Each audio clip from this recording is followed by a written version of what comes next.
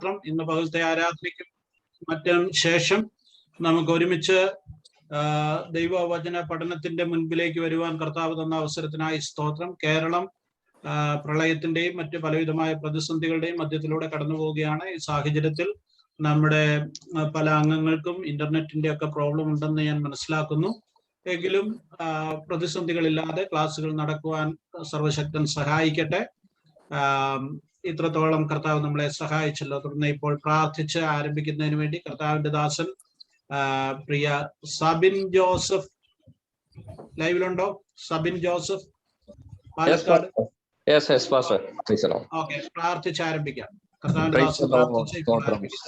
സ്തോത്രം. സ്നേഹമുള്ള ഞങ്ങളുടെ നല്ല പിതാവേ, ഈ നല്ല സന്ധ്യാസമയത്തിനായി ഞങ്ങൾ ദൈവത്തെ സ്തുതിക്കുന്നു. ഞങ്ങൾ ഒരുമിച്ച് അവിടുത്തെ പാദപീഠത്തിലേക്ക് അടുത്തു വരുന്ന കർത്താവെ, ഞങ്ങൾ ഇതുവരെ നടത്തിയ അവിടുത്തെ എല്ലാ വിശ്വസ്തതകൾക്കായി ദയക്കായി ഞങ്ങൾ ദൈവത്തിന് നന്ദി പറയുന്നു. കർത്താവെ, കഴിഞ്ഞ ദീർഘാഴ്ചകളായി ദൈവവചനത്തിന്റെ പഠനവുമായി ചേർന്ന് ഞങ്ങൾക്ക് ഒരുമിച്ച് ദൈവസ്ഥലായിരിക്കാൻ കർത്താവ് സഹായിച്ചല്ലോ. ഈ വൈകിയ വേളയിലും അവിടുത്തെ സാന്നിധ്യം ഞങ്ങളോട് കൂടെ ഇരിക്കണമേ. അവിടുത്തെ ആത്മാവിന്റെ ശക്തി ഞങ്ങളുടെ അകത്ത് കൽപ്പിച്ചാക്കി അവിടുത്തെ വചനം ഗ്രഹിപ്പാനുള്ള കൃപ നൽകണമേ. ലുദിയായുടെ ഹൃദയത്തെ തുറന്ന കർത്താവ് ഇന്ന് രാത്രി വീണ്ടും ഞങ്ങളുടെ ഹൃദയങ്ങളെ തുറക്കണമേ. അവിടുത്തെ അഭിഷേകത്തിലൂടെ ദൈവത്തിന്റെ വചനം ഞങ്ങളെ കേൾപ്പിക്കണമേ. കർത്താവെ, കർത്താവിന്റെ ദാസൻ പ്രിയ ബാബു ജോൺ പാസ്റ്ററിനായി സ്തോത്രം. അങ്ങയുടെ ദാസനിലൂടെ ദൈവം ഞങ്ങളോട് സംസാരിക്കാൻ പോകുന്ന നല്ല വചനങ്ങൾക്കായി സ്തോത്രം. അവിടുത്തെ അഭിഷേകത്തിനെ വീണ്ടും അധികാരപ്പെടുത്തണമേ, ശക്തീകരിക്കണമേ. ഈ ശുശ്രൂഷകൾക്ക് നേതൃത്വം വഹിക്കുന്ന കർത്താവിന്റെ അഭിഷേകൻ പ്രിയ സാംകുട്ടി പാസ്റ്ററിനായി സ്തോത്രം. മറ്റെല്ലാ പ്രിയപ്പെട്ടവരെയും സമർപ്പിക്കുന്നു. ഈ മീറ്റിംഗിലേക്ക് ജോയിൻ ചെയ്യുവാൻ ആഗ്രഹിക്കുന്ന പ്രിയപ്പെട്ടവരെല്ലാവരെയും കർത്താവ് വേഗത്തിൽ കൂട്ടിവരുത്തണമേ. നെറ്റ്വർക്കിന്റെ തടസ്സങ്ങൾ, മറ്റ് പ്രതിസന്ധികളൊക്കെ പരിഹരിച്ചുകൊണ്ട് കർത്താവെ ഞങ്ങൾക്ക് ഈ ക്ലാസ്സിൽ ശ്രദ്ധയോടെ ഇരിപ്പാൻ കൃപ ചെയ്താട്ടെ. അവിടുന്ന് മഹത്വം എടുക്കണമേ. പ്രാർത്ഥന കേൾക്കുന്നതിനായി നന്ദി. യേശുവിൻ നാമത്തിൽ അപേക്ഷിക്കുന്നു പിതാവേ, കേൾക്കണമേ. Amen, amen, amen. Thank you pastor. കർത്താവ് ധാരാളമായി അനുഗ്രഹിക്കട്ടെ. ദൈവത്തിന്റെ കൃപയാൽ നമ്മൾ ആരംഭിച്ച ഹല്ലേലൂയ സ്റ്റഡി സർക്കിൾ ആരംഭിച്ച ക്ലാസ്സുകൾ ഇന്ന് ഇവിടെ ഈ ക്ലാസ്സോടുകൂടി അവസാനിക്കുകയാണ്. നമ്മൾ പഠിച്ചു തുടങ്ങിയ വിഷയത്തിന്റെ ഒരു പൂർത്തീകരണത്തിലേക്ക് ഇന്ന് എത്തുകയാണ്. കഴിഞ്ഞ ക്ലാസ്സുകളിലൊക്കെ പങ്കെടുത്ത 65-നും 70-നും ഇടയ്ക്ക് ആളുകൾ ഈ ക്ലാസ്സിൽ അറ്റൻഡ് ചെയ്തിരുന്നു. എല്ലാവരെയും ഓർത്ത ദൈവത്തെ സ്തുതിക്കുകയും എല്ലാവരോടും ഒരിക്കൽ കൂടെ വന്ദനം പറയുകയും ചെയ്യുന്നു. പ്രിയ ഡോക്ടർ ബാബു ജോൺ സാറ് നമുക്ക് വളരെ അനുഗ്രഹീതമായ നിലയിൽ അദ്ദേഹത്തിന്റെ അറിവുകൾ നമുക്ക് പകർന്നു നൽകി. അദ്ദേഹത്തോടെ പ്രത്യേകം നിങ്ങൾക്ക് എല്ലാവർക്കും വേണ്ടി ഞാൻ നന്ദി പറയുന്നു. എനിക്ക് തോന്നുന്നത് നമ്മുടെ ഈ ക്രിസ്ത്യൻ ഫീൽഡിൽ അല്ലെങ്കിൽ പെന്തക്കോസ്റ്റ് ഫീൽഡിൽ ആദ്യമായിട്ടാണെന്ന് തോന്നുന്നു നമ്മൾ ഫീസ് വെച്ച് ഒരു ക്ലാസ്, നമ്മുടെ ഇതുപോലുള്ള ഒരു സബ്ജക്റ്റ് അല്ലെങ്കിൽ ഒരു ബൈബിൾ ക്ലാസ്സിന് ഫീസ് വെച്ച് പഠിപ്പിക്കുന്ന ഒരു സംവിധാനം ആദ്യമായിട്ടാണെന്ന് തോന്നുന്നു. എന്നാൽ അത് എല്ലാവരും സഹകരിക്കുകയും ഇത്രത്തോളം ആളുകൾ അതിനകത്ത് ഫീസ് കൊടുത്ത് പഠിക്കുവാനായിട്ട് തയ്യാറാകുകയും ചെയ്തു എന്നുള്ളത് ഏറ്റവും പ്രധാനപ്പെട്ട കാര്യമാണ്. എന്നാൽ നമ്മൾ അടുത്ത സ്റ്റെപ്പിലേക്ക് പ്രവേശിക്കുകയാണ്. അടുത്ത ആഴ്ച മുതൽ നേരത്തെ സാറ് പറഞ്ഞിരുന്ന ഒലിവ് ട്രീ മീറ്റിംഗ്സ് ആരംഭിക്കുകയാണ്. അപ്പോൾ ആ മീറ്റിങ്ങുകൾ നമ്മൾ സൗജന്യമായിട്ടാണ് ആ മീറ്റിങ്ങുകൾ നടത്തുവാൻ പോകുന്നത്. അതിന് പ്രത്യേക ഫീസ് ഉണ്ടായിരിക്കുന്നതല്ല. നിങ്ങളുടെ എല്ലാവരുടെയും പ്രാർത്ഥനയിൽ ഓർക്കുകയും ഈ പ്രവർത്തനം അല്ലെങ്കിൽ ഈ ക്ലാസ്സുകൾ ഭംഗിയായിട്ട് മുന്നോട്ട് പോകുവാനായിട്ട് നിങ്ങളുടെ സഹകരണം പ്രതീക്ഷിക്കുകയും ചെയ്യുന്നു. നിങ്ങളുടെ സ്നേഹിതര്, നിങ്ങളുടെ മറ്റ് പരിചയക്കാരെ ഒക്കെ ഇതുമായി പരിചയപ്പെടുത്തുക. അടുത്ത സെഷനിൽ താല്പര്യമുള്ളവർക്ക് മുൻകൂട്ടി രജിസ്റ്റർ ചെയ്യുന്നവർക്കെല്ലാം പങ്കെടുക്കത്തക്ക നിലയിലാണ് വിപുലമായൊരു പ്ലാറ്റ്ഫോമിൽ കൂടുതൽ വിശാലമായി കൂടുതൽ ആളുകളെ പങ്കെടുപ്പിച്ചുകൊണ്ടുള്ള ക്ലാസ്സുകൾ നടത്താനായിട്ടാണ് നമ്മൾ ആഗ്രഹിക്കുന്നത്. അപ്പോൾ ആ നിലയിൽ കൂടുതൽ ആളുകൾക്ക് പ്രയോജനമാകട്ടെ എന്നുള്ള നിലയിലാണ് നമ്മൾ ആ നിലയിൽ കാര്യങ്ങൾ ക്രമീകരിക്കുന്നത്. അതുകൊണ്ട് നിങ്ങളുടെ സ്നേഹിതരായിട്ടുള്ള, നിങ്ങളുടെ കൂട്ടുകാരായിട്ടുള്ള അല്ലെങ്കിൽ സഹവിശ്വാസികള്, സമാന ആശയക്കാരെ അല്ലെങ്കിൽ അങ്ങനെയുള്ള ആരെയും ഈ ക്ലാസ് നിങ്ങൾക്ക് അനുഗ്രഹമാകുന്നു എന്ന് തോന്നുന്നെങ്കിൽ ഈ ക്ലാസ്സിലേക്ക് എല്ലാവരെയും ഉത്സാഹിപ്പിക്കുക. താല്പര്യമുള്ളവർ പങ്കെടുക്കുവാനുള്ള ക്രമീകരണം ചെയ്യുക. കർത്താവ് എല്ലാവരെയും സഹായിക്കട്ടെ. ഇന്ന് ഈ സന്ധ്യയിൽ നമ്മൾ ഒരുമിച്ചായിരിക്കുന്നല്ലോ. ദൈവത്തിന്റെ കൃപ ഇത്രത്തോളം നമ്മളോട് കൂടെയിരുന്നു. കർത്താവിന്റെ ദാസന് ഇതിനിടയ്ക്ക് സിക്കാകുകയൊക്കെ ചെയ്തെങ്കിലും വളരെ പെട്ടെന്ന് അദ്ദേഹം തന്റെ ശാരീരികമായ ബലഹീനതകൾ നോക്കാതെ ഈ ക്ലാസ്സുകൾ കംപ്ലീറ്റ് ചെയ്യുന്നതിന് വേണ്ടി എഫേർട്ട് എടുത്തു. വളരെ അധികം അതിനുവേണ്ടി അദ്ദേഹം ബുദ്ധിമുട്ടി. ഹൃദയപൂർവ്വം നന്ദി പറയുന്നു. കർത്താവ് ധാരാളമായി അനുഗ്രഹിക്കട്ടെ. നിങ്ങളെ എല്ലാവരെയും ഒരിക്കൽ കൂടെ വന്ദനം ചെയ്യുന്നു. തുടർന്നുള്ള കാര്യങ്ങൾ സാറ് പറയുന്നതായിരിക്കും. കർത്താവിന്റെ ദാസനെ ക്ലാസ് എടുക്കുന്നതിന് വേണ്ടി ക്ഷണിക്കുന്നു. സ്തോത്രം. എന്നെ കാണുകയും കേൾക്കുകയും ചെയ്യാമോ? കേൾക്കാം. സകല ലോകത്തിന്റെ രാജാവ്, എന്റെ കർത്താവുമായ നമ്മുടെ ദൈവം വാഴ്ത്തപ്പെട്ടവൻ, ആ ധന്യവും നിസ്തുല്യമായ നാമത്തിൽ സ്നേഹവും വന്ദനം. ഇങ്ങനെ വളരെ സ്ട്രെയിഞ്ച് ആയ ഒരു subject, from Sinai to Alexandria എന്ന ഒരു വിഷയം ഞാൻ സംസാരിച്ചപ്പോൾ തന്നെ പ്രിയ സംഘടിച്ചാനത് ക്ലിക്ക് ചെയ്തു. നമുക്കത് ക്ലാസ് എടുക്കാമെന്ന് പറഞ്ഞു. ആവശ്യമില്ലാതെ ആളുകൾക്ക് ഒരു ഉപദ്രവം ഉണ്ടാക്കാൻ പാടില്ല. ഒരു കാര്യമില്ലാതെ ചുമ്മാ പബ്ലിക് മീറ്റിംഗ് കൂടെ അറ്റൻഡ് ചെയ്തിട്ട് അത് ഉപദ്രവമാക്കി മാറ്റുന്ന ആളുകളെ ക്ലാസ്സിൽ നിന്ന് ഒഴിവാക്കണം. വളരെ സീരിയസ് ആയ ഒരു ഗ്രൂപ്പ് സ്റ്റുഡൻസ് മാത്രം മതി എന്നുള്ള ഞങ്ങളുടെ രണ്ടുപേരുടെയും നിർബന്ധം കൊണ്ടാണ് ഞങ്ങൾക്ക് ഈ പ്രോഗ്രാമിന് ഫീസ് വെച്ചത്. അത് ഒത്തിരി പേര് അത് പോസിറ്റീവ് സെൻസിൽ തന്നെ എടുത്തു. അത് ഓർത്ത് ഞാൻ ദൈവത്തിന് സ്തോത്രം ചെയ്യുന്നു. സാധാരണ ഞാനിപ്പോൾ ആരോടെങ്കിലും ഇപ്പം ഫോർ എക്സാമ്പിൾ ഞാൻ ഉൾപ്പെടെ നിൽക്കുന്ന പ്രസ്ഥാനത്തിൻ്റെയോ അല്ലെങ്കിൽ വേറൊരു പ്രസ്ഥാനത്തിൻ്റെയോ ഒരു ലീഡറെ ചെന്ന് കണ്ടിട്ട് ഫ്രം സൈനായ് ടു അലക്സാൻഡ്രിയ വേദപുസ്തകത്തിന് എന്താ സംഭവിച്ചത്? അകത്തുനിന്നല്ല, പുറത്തുനിന്ന്. നമ്മുടെ വേദപുസ്തക പഠനത്തെ പുറത്തുനിന്ന് സ്വാധീനിച്ച ഘടകങ്ങൾ എന്തൊക്കെ, അതിനെപ്പറ്റി ക്ലാസ് എടുക്കണമെന്ന് പറഞ്ഞാൽ ആരെങ്കിലും നമുക്ക് ആ ക്ലാസ് വെക്കാമെന്ന് എന്നോട് പറയുമെന്ന് ഞാൻ ചിന്തിക്കുന്നില്ല. Other than the only one person, that is pastor Sankutty Chacko. വേറെ ആരും സമ്മതിക്കുന്നില്ല. അപ്പൊ അതുകൊണ്ട് വളരെ സ്ട്രെയിഞ്ചായ ഒരു ചങ്ക് ഓഫ് ഇൻഫർമേഷൻ കുറച്ച് ദൈവമക്കൾക്ക് ലഭിക്കാൻ കഴിയും. അതിലെനിക്ക് സന്തോഷമുണ്ട്. അതിൻ്റെ റെക്കോർഡഡ് വീഡിയോയോ അതിൻ്റെ നോട്ട്സോ പുറത്തു വിടരുത്, എയർ ചെയ്യരുതെന്ന് ഞാൻ നിർബന്ധമായിട്ട് പറഞ്ഞിരുന്നു. അതിൻ്റെ പ്രധാന കാരണം അൺഡിസേർവിങ് ആയ ഹാൻഡ്സ് അത് എത്തുന്നതുകൊണ്ടുള്ള അപകടം വളരെ വലുതാണെന്നുള്ളതുകൊണ്ടാണ്.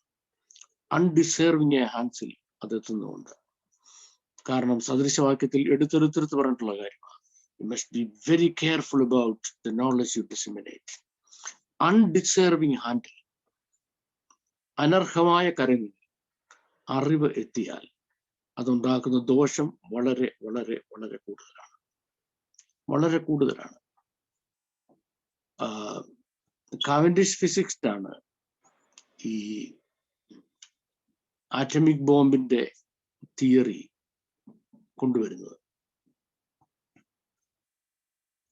ഇത് ഹിറ്റ്ലറുടെ കയ്യിലെത്തിയാലുള്ള അപകടം എന്താണെന്നുള്ളത് പറയുന്നതിന് വേണ്ടി കാവൻഡിഷ് ഫിസിക്സ് ഇദ്ദേഹവുമായിട്ട് നമ്മുടെ വിൻസ്റ്റൺ ചർച്ചിലുമായിട്ട് മീറ്റിംഗ് വെച്ചു. അപ്പൊ വിൻസ്റ്റൺ ചർച്ചിലുമായിട്ടുള്ള മീറ്റിംഗിൽ അവര് ആറ്റമിക് ബോംബ് നിർമ്മിക്കപ്പെടുകയാണെങ്കിൽ അതുണ്ടാകുന്ന അപകടം എന്താണെന്ന് പറയുന്നതിന് വേണ്ടി മണിക്കൂറിലെടുത്തൊരു മീറ്റിംഗ് ഉണ്ടായിരുന്നു. അപ്പൊ ചേർച്ചിലെല്ലാം കേട്ടിരുന്നു. ആ മീറ്റിംഗ് കഴിഞ്ഞിട്ട് ഇവര് വീട്ടിൽ പോവുക. അപ്പൊ ചേർച്ചിൽ അതിന്റെ സീക്രട്ട് ഏജൻസിയെ പുറകെ വിട്ട് ഇവരെ അറസ്റ്റ് ചെയ്തിട്ട് അവരെ ജയിലിലാക്കി. ഇതാരും അറിഞ്ഞില്ല. ചേർച്ചിൽ അയാളുടെ history of the second world war എന്ന പുസ്തകത്തിൽ അയാൾ പറഞ്ഞതല്ലാതെ വേറെ ആർക്കും അറിയത്തില്ല. ചേർച്ചിലിന്റെ ബയോഗ്രഫി എഴുതിയ CP സ്നോ പിന്നീട് ഈ കാര്യം എഴുതുകയും ചെയ്തു. അവൻ ചേർച്ചിൽ അതിനെ പറ്റി പറഞ്ഞത് ഇത് വളരെ വെൽത്തി ഇൻഫർമേഷനാണ്. പക്ഷെ ഇത് എത്താൻ പാടില്ലാത്ത കരങ്ങളിൽ ഇത് എത്തുകയാണെങ്കിൽ അതുണ്ടാക്കുന്ന ദോഷം ഭയങ്കരമാണ്. അത് തടഞ്ഞേ ഒക്കത്തുള്ളൂ. അതിനുവേണ്ടി അദ്ദേഹം ചെയ്തതാണ്. നിങ്ങൾക്ക് ഞാൻ പറയുന്നത് അത്ര ആക്സെപ്റ്റബിൾ ആകുമെന്ന് എനിക്കറിയത്തില്ല. ഈ കഴിഞ്ഞ ദിവസം ഞാൻ ക്ലാസ്സുകളെ പറ്റി പ്രാർത്ഥിച്ചുകൊണ്ടിരുന്നപ്പോൾ ദൈവാത്മാവിനോട് അറിയിച്ച ഒരു പ്രത്യേക കാര്യം ഇതാണ്. You should be very careful about who you are giving passing the message in to. ആരുടെ കയ്യിലോട്ടാണ് ഈ മെസ്സേജ്, ഈ ഇൻഫർമേഷൻ കൊടുക്കുന്നത്, ഈ നോളജ് കൊടുക്കുന്നുള്ളതിനെ പറ്റി വളരെ കെയർഫുൾ ആയിരിക്കണം. ഇല്ലെങ്കിൽ അത് ഏറെ ദോഷമുണ്ടാക്കുന്ന കാര്യമാണ്. ഞാന് ഇന്ന് സൗണ്ട് ഞാൻ പറഞ്ഞ പോലെ ഈ ലെസൺ ഒന്ന് കൺക്ലൂഡ് ചെയ്യാനുള്ള ഒരു കഠിനമായ ശ്രമത്തിലാണ്. ഇന്ന് നമ്മൾ എടുക്കാൻ പോകുന്നത് വെസ്റ്റേൺ ഫാലസി എന്ന സബ്ജക്റ്റാണ്. ഈ വെസ്റ്റേൺ ഫാലസിയിൽ എന്തെല്ലാം കാര്യങ്ങൾ നമ്മുടെ ശ്രദ്ധയിലേക്ക് കൊണ്ടുവരണമെന്നുള്ളതിനെ പറ്റി ഞാൻ ഒന്ന് നോക്കി. I was so shocked. I tell you very, very frankly, I was absolutely shocked. എനിക്കറിയാവുന്ന ഒരു ചെറുപ്പക്കാരനുണ്ടായിരുന്നു. ഞങ്ങൾ ഒരുമിച്ച് ഒരു മീറ്റിംഗ് പങ്കെടുക്കുകയും എൻ്റെ മീറ്റിങ്ങിൽ അയാൾ മ്യൂസിക് ലീഡിയോ ഒക്കെ ചെയ്തു. വെള്ളക്കാരനാണ്. അയാൾക്ക് വയറ്റിനകത്ത് വല്ലാത്തൊരു ക്യാൻസർ ഉണ്ടായി. ഒരു 4 ആഴ്ച മുമ്പ് ഡോക്ടേഴ്സ് ഒരു സർജറിക്ക് വേണ്ടി അയാളുടെ അബ്ഡമൻ ഓപ്പൺ ചെയ്തു. ഓപ്പൺ ചെയ്ത ശേഷം അവർ കണ്ട കാഴ്ച അവരെ ഞെട്ടിച്ചു.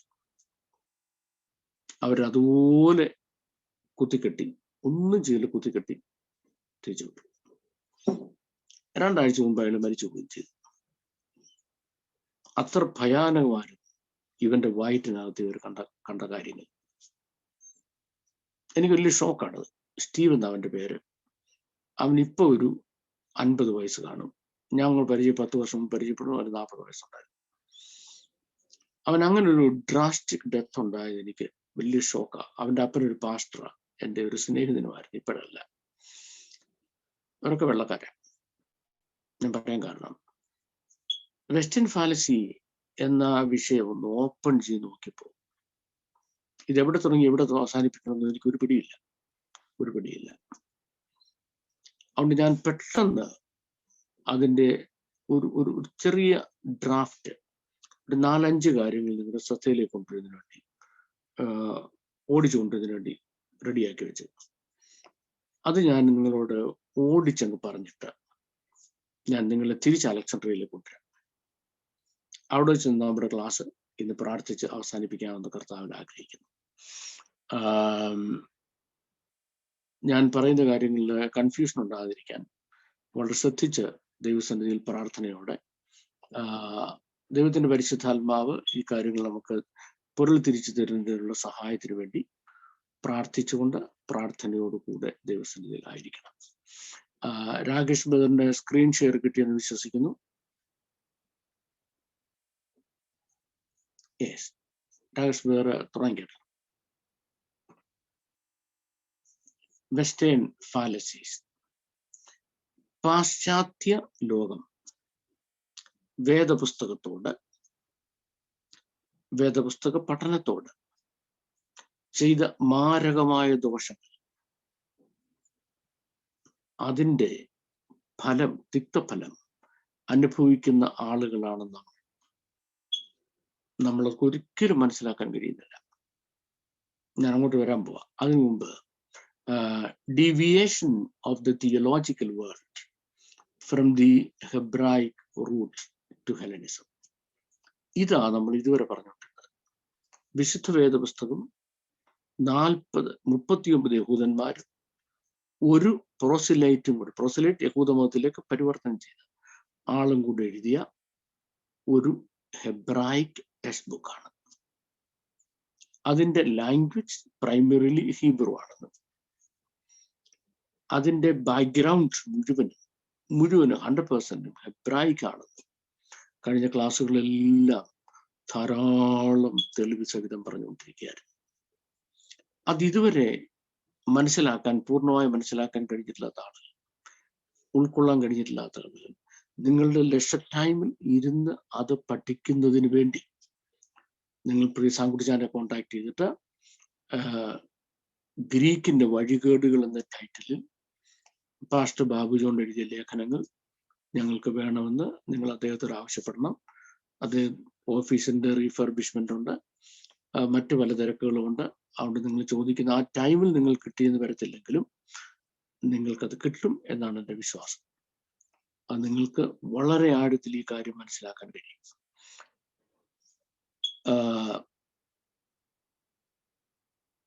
നമ്മുടെ വിശുദ്ധ വേദപുസ്തകം അതിന്റെ ബാക്ക്ഗ്രൗണ്ട് ഞാൻ പറഞ്ഞു, ഭാഷയും അതിന്റെ പശ്ചാത്തലവും. അതാണ് എൻ്റെ റൂട്ട്. പക്ഷേ ഇത് അവിടുന്ന് ഒരു മരം പിരിച്ചെടുത്ത് വേറൊരിടത്ത് നടന്നതുപോലെ. ഞാൻ ആദ്യത്തെ ക്ലാസ്സിൽ പറഞ്ഞൊരു എക്സാമ്പിൾ എനിക്ക് കൊണ്ടാണ്. ഞാൻ താമസിക്കുന്ന എൻ്റെ വീടിന് കുറച്ചപ്പുറത്തായിട്ട് ലണ്ടനില് ഒരു വീടിന്റെ മുറ്റത്ത് കുറെ വാഴയുണ്ട്. ഒത്തിരിയും വർഷങ്ങളായ വാഴ അവിടെ നിൽക്കാൻ തുടങ്ങിയിട്ട് ഇന്ന് വരെ കൊലച്ചിട്ടില്ല. ഞാൻ ആ ഭവനത്തെ പരിചയപ്പെടുന്നത് 2002 ഇപ്പൊ 2021 ഇത്രയും വർഷം ഒരു വാഴ കൊലച്ചിട്ടില്ലെന്ന് നിങ്ങളൊന്ന് ആലോചിച്ച് നോക്കി. വാഴ കൊലയ്ക്കുന്നില്ല. വാഴ കൊലയ്ക്കാത്തതിന്റെ കാരണം ഈ വാഴ എന്ന് പറയുന്ന ആ ചെടി അത് മൺസൂൺ കാലാവസ്ഥയിലും ഒരു ഓറിയന്റൽ ലാൻഡിലും മാത്രമേ ഫ്രൂട്ട്ഫുൾ ആകത്തുള്ളൂ. മറ്റുള്ളിടത്ത് അത് കൊലയ്ക്കത്തില്ല. അതിന് കൊലയ്ക്കാൻ പറ്റത്തില്ല. അതിന് മൺസൂൺ വേണം, അതിന് ചൂടുള്ള മണ്ണ് വേണം. ഇങ്ങനെയുള്ള കളിമണ്ണിൽ വാഴ വളരത്തേ ഉള്ളൂ.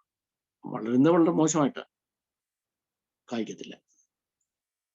ഇതുപോലെ ക്രിസ്ത്യാനിറ്റി എന്ന് പറയുന്ന ഈ വാഴയെ വലിച്ചു പറിച്ചെടുത്ത് നേരെ ഓപ്പോസിറ്റായ ഗ്രീസിൽ കൊണ്ട് നട്ടു.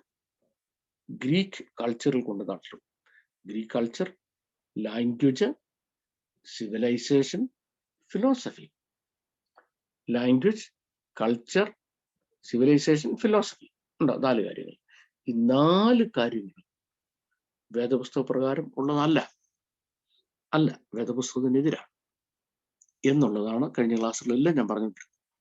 അപ്പം അതങ്ങനെ വലിച്ചു പറിച്ചുകൊണ്ട് നഷ്ട ആളിന്റെ പേര് പറഞ്ഞു. അത് സെന്റ് അഗസ്റ്റിനാണെന്ന്.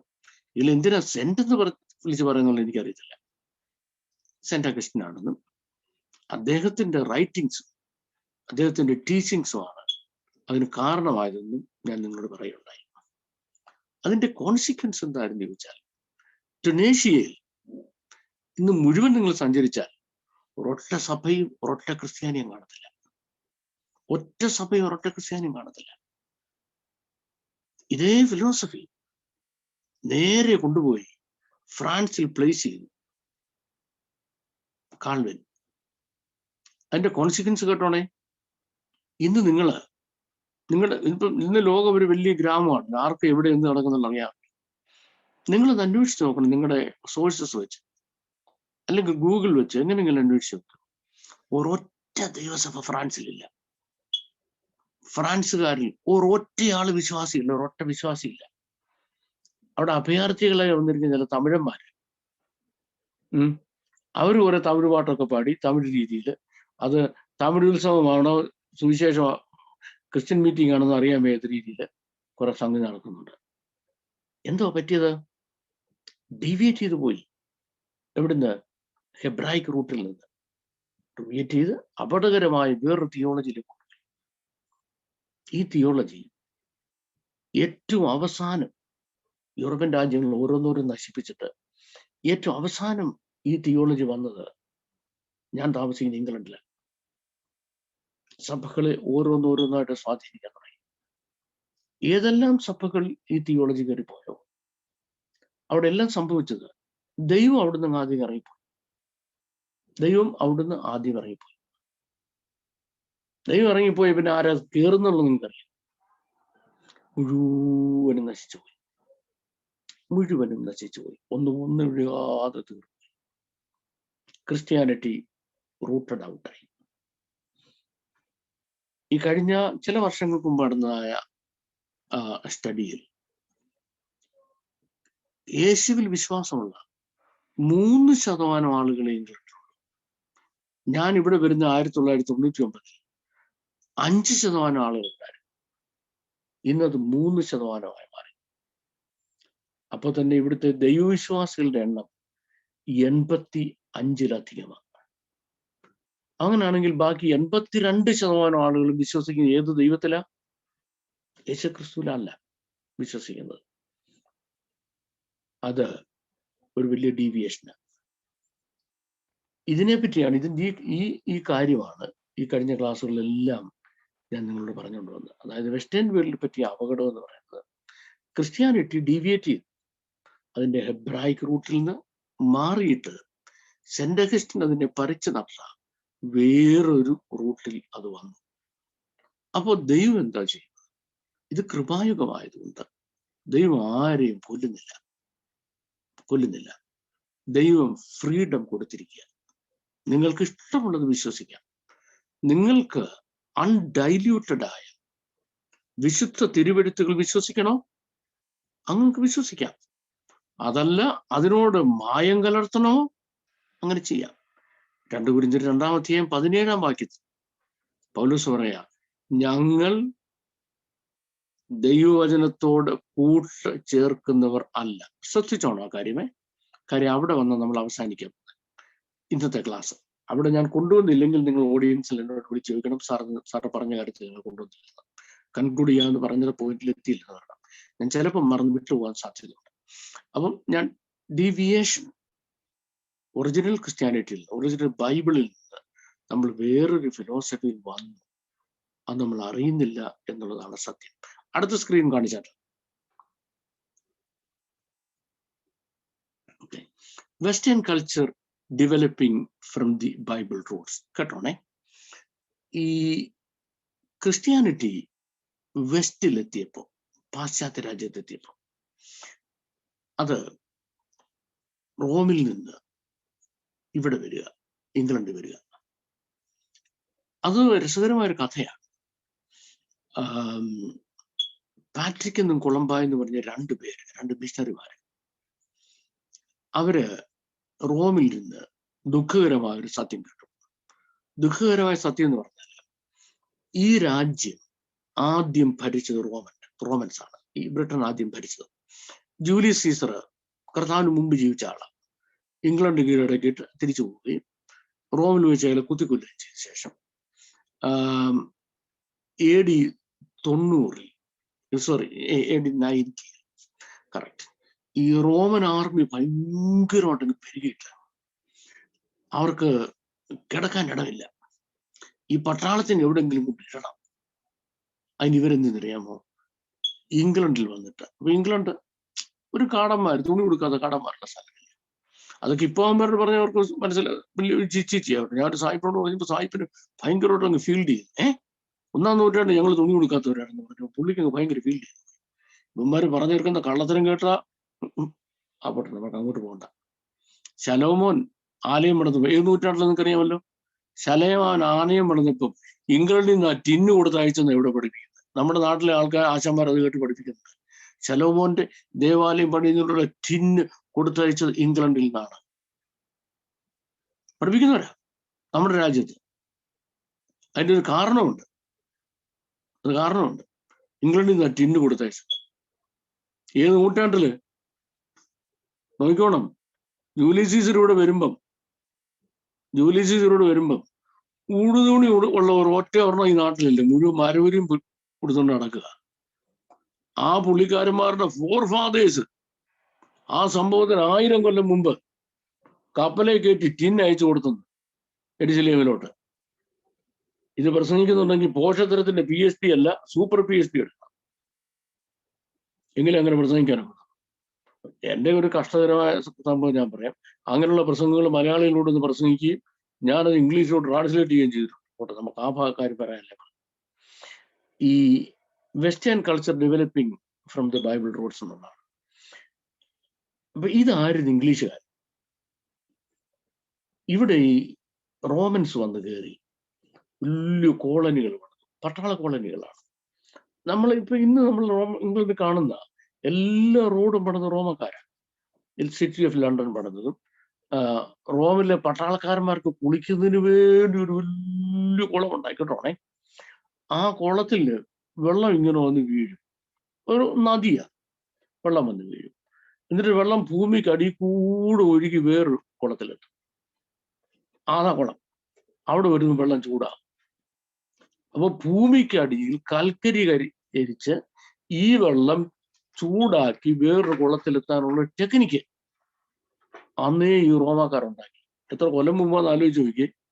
ആ സ്ഥലത്തിന്റെ പേര് ബാത്ത് എന്നാ, റോമൻ ബാത്ത്. നിങ്ങൾ കാണാൻ വരികയാണെങ്കിൽ നിങ്ങൾക്ക് ബാത്ത് പോയി കാണാം. ഈ പറഞ്ഞ കുളം ഇപ്പോഴും അങ്ങനെ ഉണ്ട്. അപ്പുറത്തെ ആറ് നിങ്ങൾക്ക് കാണാം തണുത്തോളം ഒഴുകുന്നത്. അത് ഭൂമിക്ക് അടി കൂടെ വന്ന് ഇവിടെ ചൂടുവെള്ളമാകുന്നത് നിങ്ങൾക്ക് കാണാം. ഇപ്പോഴും സംഭവിച്ചുകൊണ്ടിരിക്കുക. ഇതെല്ലാം റോമാക്കാർ പണിതാണ്. അപ്പം ഇവിടെ ഉണ്ടായിരുന്ന ആദിവാസികളുണ്ട്. ഞാൻ മുമ്പ് പറഞ്ഞൊരു കൂട്ടരെ, അവരുടെ യോഗ്യത തുണിയില്ലാത്തവരെ, ബ്രൈതോൺസ് എന്ന് പറഞ്ഞ ബ്രൈതോൺസിന്റെ ലാൻഡ് ആയതുകൊണ്ടാണ് ബ്രിട്ടൻ ആയത്. ബ്രിട്ടൻ. ഈ ബ്രൈതോൺസിനെ ഇവർ സിവിലൈസ് ചെയ്ത് ഭാഷ പഠിപ്പിച്ച് റോമൻ പട്ടാളത്തിൽ ഒരുപാട് ഭക്തന്മാരുണ്ടായിരുന്നു. അതായത് സ്ട്രെയിൻസ് തിങ്. ഭയങ്കര കട്ടുകട്ടി ഭക്തന്മാരുണ്ടായിരുന്നു. ഈ ഭക്തന്മാർ കാരണം ഈ ഇവന്മാരെ എല്ലാം ക്രിസ്ത്യനൈസ് ചെയ്തു, ക്രിസ്ത്യാനികളാക്കി. അത് കഴിഞ്ഞ് 410 റോമൻസ് വിട്ടുപോകും. അപ്പൊ ഇവിടെ മുഴുവൻ ക്രിസ്ത്യാനികളാണ്. ഈ അപരിഷ്കൃത മുഴുവൻ ക്രിസ്ത്യാനികളാണ്. അത് കഴിഞ്ഞപ്പോഴും ആംഗ്ലോ സാക്സൺസ് എന്ന വർഗം ഇവിടെ വന്നിട്ടാണ് ഈ ക്രിസ്ത്യാനികളെ ഇവരുടെ പള്ളികളും മുഴുവൻ നശിപ്പിച്ചു കളഞ്ഞു. ആംഗ്ലോ സാക്സൺസ് നശിപ്പിച്ചു കളഞ്ഞു. ഈ ബ്രൈത്തോൺസ് ഉണ്ടല്ലോ, ഇവർ ജീവനും കൊണ്ട് ഓടി. അവരിൽ 5% രക്ഷപ്പെട്ടു. അവർ അയർലൻഡിൽ പോയി. അവരാ ഇപ്പോഴത്തെ അയർലൻഡുകാരെന്ന് പറയുന്നത്. ഇപ്പോഴത്തെ അയർലൻഡുകാർ അപ്പന്മാർ. ഇപ്പോഴത്തെ അയർലൻഡുകാർ. അപ്പോൾ പള്ളിയെല്ലാം നശിച്ച്, ക്രിസ്ത്യാനിറ്റി നശിപ്പിച്ച് ഈ ആംഗ്ലോ സാക്സൺസ്. ഉടനെ റോമിൽ നിന്ന് 2 ഭക്തന്മാര്, ഞങ്ങൾ ഇംഗ്ലണ്ടിൽ പോയി ചാകുക. ഇംഗ്ലണ്ട് ഞങ്ങൾ പോയി അങ്ങ് ചാകാൻ പോകും, ജീവിക്കാൻ പോകുമല്ല. സുവിശേഷത്തിലേക്ക് പോയി 10 കാശുണ്ടാക്കി മോളെ നേഴ്സിംഗ് വിടണമെന്ന് ഉദ്ദേശിച്ചതല്ല. അത് തെറ്റാണെന്നും ചിന്തിക്കരുത് കേട്ടോ. ഇവരിങ്ങ് പോരുക ചാകാൻ വേണ്ടി. ഇവിടെ വന്നെന്നറിയാം, 2 പള്ളിക്കൂടങ്ങളുണ്ട്. ഒന്ന് ഹാരോയിൽ, സ്കൂൾ ഓഫ് ഹാരോ. ആ പള്ളിക്കൂടത്തിലാണ് നമ്മുടെ നെഹ്റു വന്ന് പഠിച്ചത്.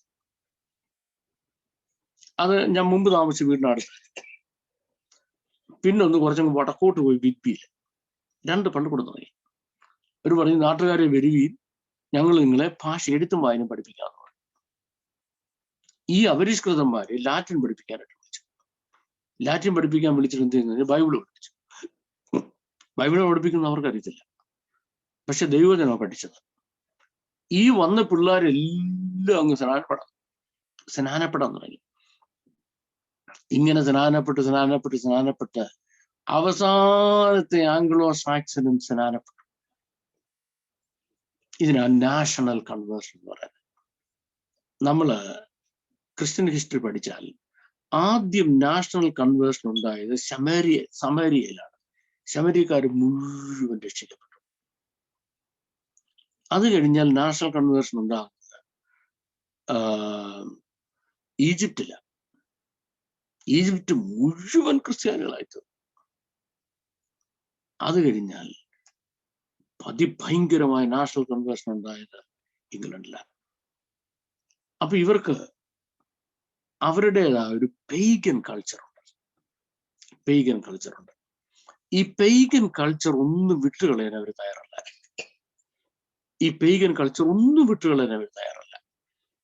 അവർ പറയുന്നത്, യേശുക്രിസ്തു ദൈവം, ഞങ്ങൾ കർത്താവിനെ ആരാധിക്കുന്നു, പക്ഷെ ഞങ്ങളുടെ കൾച്ചറിൽ നിന്ന് ഞങ്ങളെ മാറ്റും. നിങ്ങൾ ഈ പറഞ്ഞ വാർഡ് ശ്രദ്ധിച്ചോണേ. ഞങ്ങൾ കർത്താവിനെ ആരാധിക്കുന്നു, ദൈവവിശ്വാസികളല്ല, ശരിയാണ്, പക്ഷെ ഞങ്ങളുടെ കൾച്ചറിൽ നിന്ന് ഞങ്ങളെ മാറ്റരുത്. കഴിഞ്ഞ ക്ലാസ്സുകളിലൊക്കെ ഞാൻ വളരെ ക്ലിയർ ആയിട്ട് പറഞ്ഞത് ഓർക്കുന്നുണ്ടോ? മിഡ് വിന്റർ ആകുമ്പോൾ, വിന്ററിന്റെ പകുതി ആകുമ്പോൾ അവരെന്തെന്നറിയാമോ? എല്ലാ ഗ്രാമക്കാരും ചീട്ടിട്ട് ഒരാളിനെ തെരഞ്ഞെടുക്കും. അതിൽ ലോർഡ് ഓഫ് ദ ഫെസ്റ്റിവലാണ്. ഫെസ്റ്റിവലിന്റെ പേര് യൂൾ ഫെസ്റ്റിവൽ എന്നാണ്. യൂൾ ഫെസ്റ്റിവൽ എന്ന് പറഞ്ഞാൽ, 1, അവർക്ക് ഇഷ്ടം പോലെ കള്ളു കുടിക്കണം. 2, അവർക്ക് ഇഷ്ടമുള്ളവർക്കെല്ലാം സമ്മാനപ്പൊതി കൊടുക്കും. 3, ഈ തെരഞ്ഞെടുക്കുന്ന അയാൾക്ക് ആ ഗ്രാമത്തിലുള്ള എല്ലാ പെൺപിള്ളേരുമായിട്ട് ശാരീരിക ബന്ധം നടത്താനുള്ള ഫ്രീഡം ഉണ്ട് അടുത്ത 12 ദിവസത്തേക്ക്. കേട്ടല്ലോ?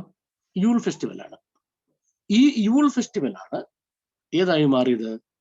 ക്രിസ്മസ് ആയിട്ട് മാറിയത്. കാരണം റോമിൽ നിന്ന് പോപ്പ് പറഞ്ഞു, ഇവര് നമ്മുടെ കൂടെ വരുന്നില്ലെങ്കിൽ നമ്മൾ അവരുടെ കൂടെ ചേരാം. അങ്ങനെ യൂൾ ഫെസ്റ്റിവൽ എന്തായി? ക്രിസ്മസ് ആയി തീർന്നു.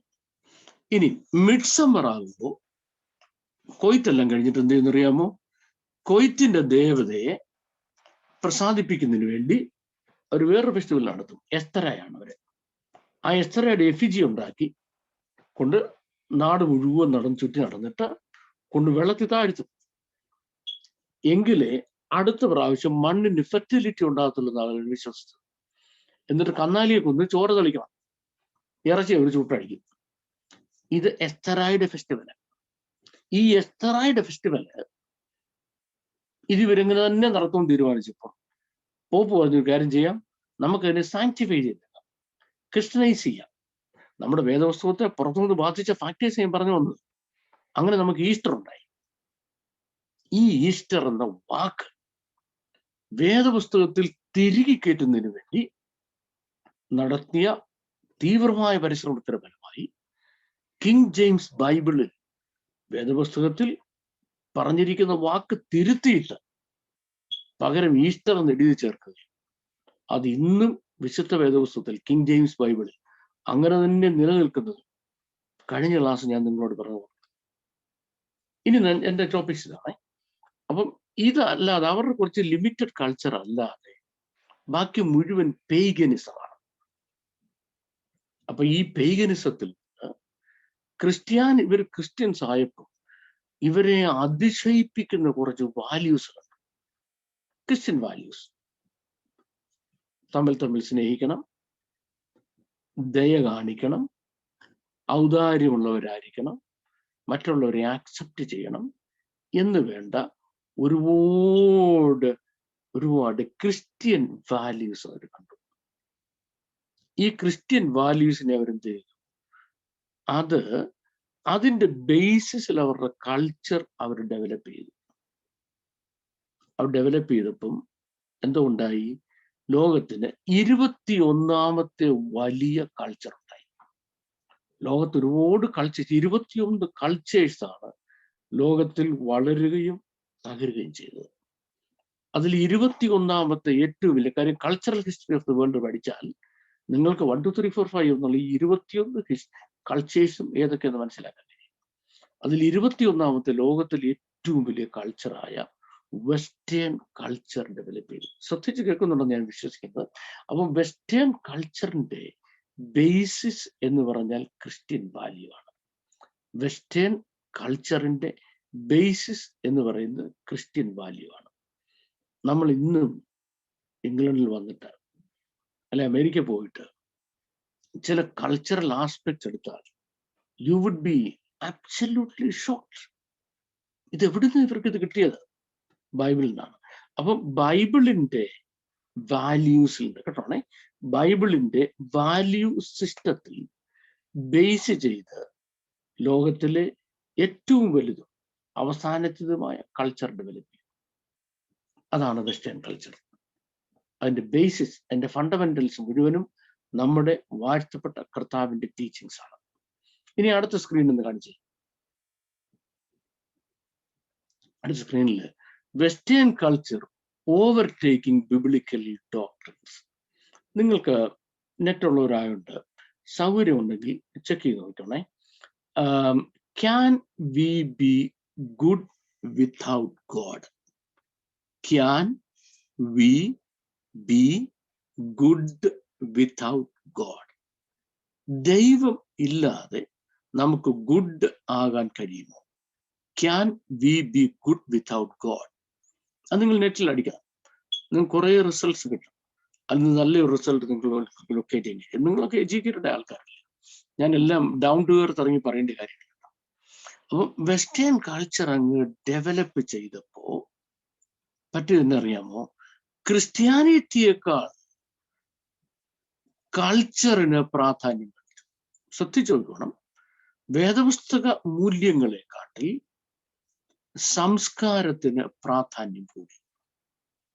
വെസ്റ്റേൺ വേൾഡിന്റെ ഒരു വലിയ പ്രോബ്ലം എന്ന് പറഞ്ഞാൽ അവർ പെട്ടെന്ന് ഫ്ലക്ച്വേറ്റ് ആകും. ചില കാര്യങ്ങൾ പെട്ടെന്ന് ഫ്ലക്ച്വേറ്റ് ആകും. ഞാൻ നിങ്ങൾക്ക് ഒരു 2-3 ഉദാഹരണം പറഞ്ഞുതരാം.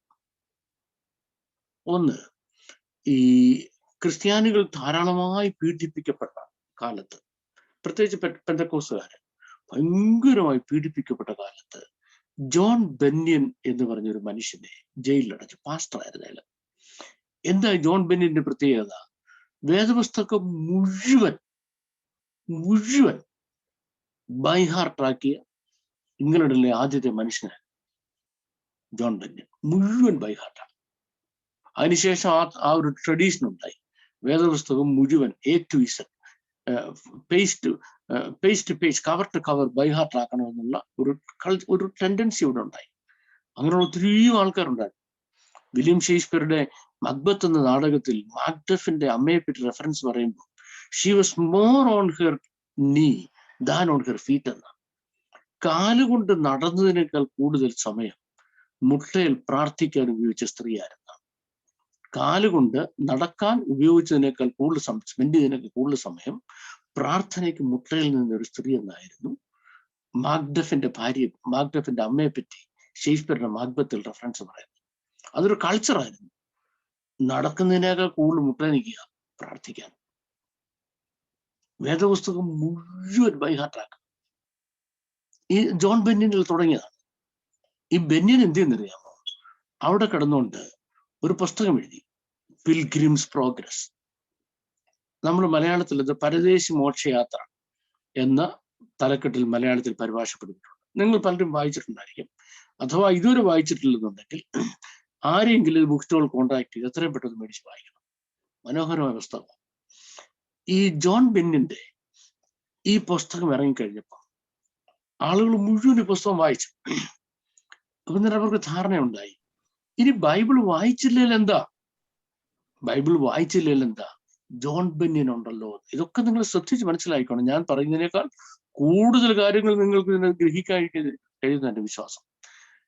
അപ്പം വേദപുസ്തകത്തെക്കാട്ടിൽ പോപ്പുലറായി തീർന്നു ഏത്? ഈ ജോൺ ബെന്യന്റെ ഞാൻ ഈ പറഞ്ഞ ദ പിൽഗ്രിംസ് പ്രോഗ്രസ് എന്ന പുസ്തകം. ഇനി അത് കഴിഞ്ഞ് നൂറ്റാണ്ടുകൾ കഴിഞ്ഞിട്ടാണ് ആൽഫ്രഡ് ലോർഡ് ടെന്നിസൺ എന്ന് പറയുന്ന 19ാം നൂറ്റാണ്ടിലെ ഒരു മഹാകവി ഉണ്ടായത്. ഭക്തനായിരുന്നു. ഇദ്ദേഹം എന്തെന്നറിയാമോ? ഇൻ മെമ്മോറിയ എന്നൊരു പുസ്തകം, ഒരു കവിത എഴുതി. ഒരു പുസ്തകം, വലിയ പുസ്തകമാണ്. ഇൻ മെമ്മോറിയ ഇറങ്ങി. അത് വായിച്ചു കേട്ട് കഴിഞ്ഞപ്പോ അന്നത്തെ രാജ്ഞിയായിരുന്നു വിക്ടോറിയ രാജ്ഞി. വിക്ടോറിയ രാജ്ഞിക്ക് ഇംഗ്ലീഷ് അറിയത്തില്ല. ഇംഗ്ലണ്ടിലെ രാജ്ഞിയാണ്, ഇംഗ്ലീഷ് അറിയത്തില്ല. ആൾക്കാർ ഇത് വായിച്ചു കൊടുത്തു, പറഞ്ഞു കൊടുത്തു. വിക്ടോറിയ രാജ്ഞി ഷോക്കായി. വിക്ടോറിയ രാജ്ഞി പറഞ്ഞു, എനിക്ക് എല്ലാ ദിവസവും ഇത് വായിച്ചു കേൾക്കണം എന്ന് പറഞ്ഞു.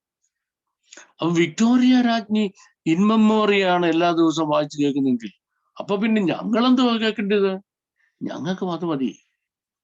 വേദപുസ്തകത്തെക്കാൾ വലുതാണ് ഇൻ മെമ്മോറിയ എന്നൊരു ധാരണ എങ്കിലുണ്ടായി.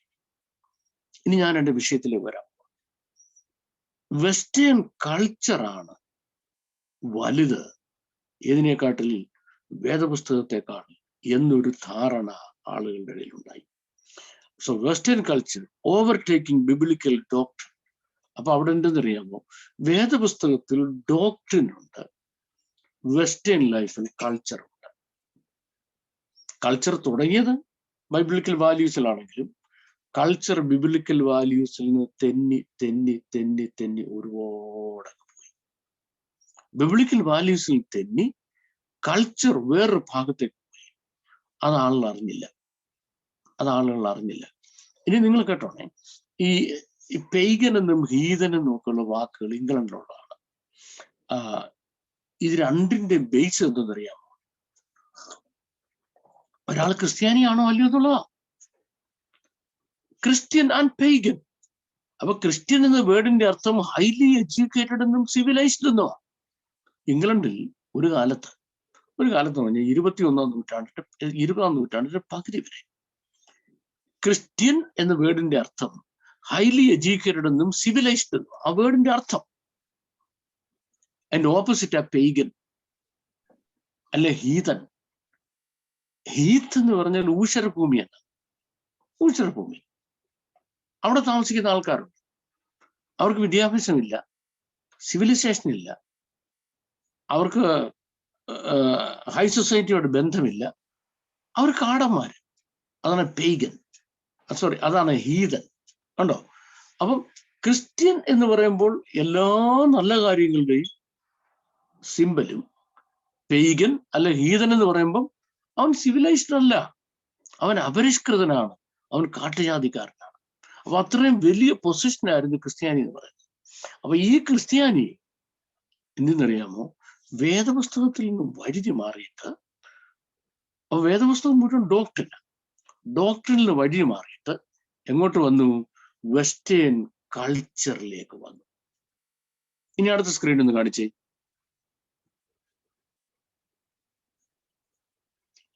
അപ്പം ഈ വെസ്റ്റേൺ കൾച്ചർ അതിൽ അവരിങ്ങനെ മുഴുകിയിരിക്കുന്ന കാലത്ത് ആണ് ഇറ്റാലിയൻ റിനൈസാൻസ് ഉണ്ടാകുന്നത്. ഈ ഇറ്റാലിയൻ റിനൈസാൻസോടുകൂടി എന്താ സംഭവിച്ചെന്നറിയാമോ? ഈ വെസ്റ്റേൺ കൾച്ചർ ക്രിസ്ത്യാനിറ്റി തമ്മിൽ ഒരു ഒരു ഒരു ഒരു ഒരു റിഫ്റ്റ് ഉണ്ടായി, ഒരു വടംവലി ഉണ്ടായി. ഈ വടംവലി എന്തെന്നറിയാമോ? ക്രിസ്ത്യാനിറ്റി പറഞ്ഞു ദൈവമാണ് എപ്പോഴും സെൻട്രൽ പോയിന്റ് എന്ന്. യൂണിവേഴ്സിന്റെ സെൻട്രൽ ദൈവമാണ്, നമ്മുടെ ജീവിതത്തിന്റെ സെന്ററും ദൈവമാണ്. ഇതാണ് ക്രിസ്ത്യാനിറ്റി പറയുന്നത്. പക്ഷെ വെസ്റ്റേൺ കൾച്ചറിന് അതങ്ങോട്ട് അംഗീകരിക്കാൻ കഴിയുന്നില്ല. അവർ പറയുന്നത് അവരുടെ കൾച്ചറാണ് വലുതെന്ന്. ഇത് രണ്ടും തമ്മിലുള്ള ഈ കോമ്പറ്റീഷൻ, ഈ മത്സരം നടന്നുകൊണ്ടിരിക്കുന്ന സമയത്താണ് ഇറ്റാലിയൻ റിനൈസാൻസ് ഉണ്ടാകുന്നത്. ഈ ഇറ്റാലിയൻ റിനൈസാൻസിൽ ഡെവലപ്പ് ചെയ്ത ഏറ്റവും അപകടകരമായ, വളരെ അപകടകരമായ ഒരു ട്രെൻഡ്, ഒരു ടെൻഡൻസിയുടെ പേരാണ് ഹ്യൂമനിസം എന്ന്. ഹ്യൂമനിസം എന്ന് പറഞ്ഞാൽ ആ വാക്കിന്റെ അർത്ഥം God is at the centre of the universe. Sorry, man is at the center of the universe. Secondly, man is at the center of life. Thirdly, man is at the center of the world. Fourthly, man is at the center of everything. Art, literature, sciences, philosophy, ഇതിന്റെ religion, ഇതിന്റെ മുഴുവൻ കേന്ദ്ര ബിന്ദു മനുഷ്യനാണ്. മനുഷ്യനെ കേന്ദ്രീകരിച്ചുള്ളതാണ്. ഇതിനാണ് humanism എന്ന് പറയുന്നത്. This is what is called humanism. ഈ ഹ്യൂമനിസം വെസ്റ്റേൺ വേൾഡിൽ ഡെവലപ്പ് ചെയ്തു. ഹ്യൂമനിസം ഡെവലപ്പ് ചെയ്തപ്പോ God became secondary. God became secondary. ഇതിനെ സപ്പോർട്ട് ചെയ്യുന്ന ഒരു ലാർജ് ഗ്രൂപ്പ് ഓഫ് ഫിലോസഫേഴ്സ് ഉണ്ടായി വെസ്റ്റേൺ വേൾഡ് മുഴുവനും. അവരെ നമുക്ക് എന്താ വിളിക്കുന്നത്? എനിക്ക് അവരുടെ പേര് അറിയാമായിരുന്നു, ഇപ്പം മറന്നു. ഗെയ്റ്റെ എന്ന വലിയ ഫിലോസഫറാണ് അതിനെ പോപ്പുലറൈസ് ചെയ്യുന്നത്. അപ്പൊ ഗെയ്റ്റെ എന്ന ഫിലോസഫർ പറഞ്ഞു, God is creator, man is also creator, artist is also creator. ദൈവത്തിന്റെ ലോകത്തിൽ മുഴുവൻ നമ്മൾ നോക്കിയാൽ ഇംപെർഫെക്ഷൻസ് ആണ്, പക്ഷെ ആർട്ടിസ്റ്റിന്റെ വേൾഡ് പെർഫെക്റ്റ് ആണ്. ആർട്ടിസ്റ്റിന്റെ വേൾഡ് പെർഫെക്റ്റ് ആയതുകൊണ്ട് artist is greater than God. Artist is greater than God. ഇത് ജർമ്മൻ ഫിലോസഫറായ ഗെയ്റ്റെയുടെ ഫിലോസഫിയാണ്. കേട്ടോണേ, ഗെയ്റ്റെയുടെ ഫിലോസഫിയാണ്. ഈ ഗെയ്റ്റെയുടെ ഫിലോസഫി, ഞാൻ മേഡ് മിസ്റ്റേക്ക്, സോറി, ഫ്രഞ്ച് ഫിലോസഫറായ ഗെയ്റ്റെയുടെ ഫിലോസഫിയാണ്. ഈ ഫിലോസഫി എവിടെ എത്തിയെന്നറിയാമോ? ജർമ്മനിയിലെത്തി. ജർമ്മനിയിലെത്തിയിട്ട് ജർമ്മനിയിൽ നിന്ന് ഇംഗ്ലണ്ടിൽ വരികയാണ്. ആർട്ട് ഫോർ ആർട്ട് സേക്ക് എന്നുള്ളതായിരുന്നു അതിന്റെ ഒരു പേര്. അതിന് വേറൊരു പേരുണ്ട്, അത് ഞാൻ മറന്നു പോയിച്ച്. ഇത് വന്നു കഴിഞ്ഞപ്പോ man is the centre of everything എന്ന ഫിലോസഫി വരികയും ദൈവം, ക്രിസ്ത്യാനിറ്റി, ബൈബിൾ അത് റിഡൻഡന്റ് ആവുകയും ചെയ്തു. ഇനി നിങ്ങൾ ശ്രദ്ധിക്കേണ്ട ഒരു കാര്യം ഞാൻ പറയാൻ പോകും. There is a question. ആ question, man should be good, is not that enough? മനുഷ്യൻ നല്ലതായി ജീവിച്ചാൽ മതി, അതുപോരായോ? Why should we need a God for that? Why should we need God for that? Man has to live good anyway. Rakesh ബ്രദറെ, ഇത് തീർന്നു, നമ്മുടെ screen തീർന്നോ?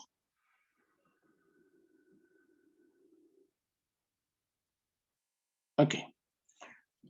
Why should we be good? Why should we need a God?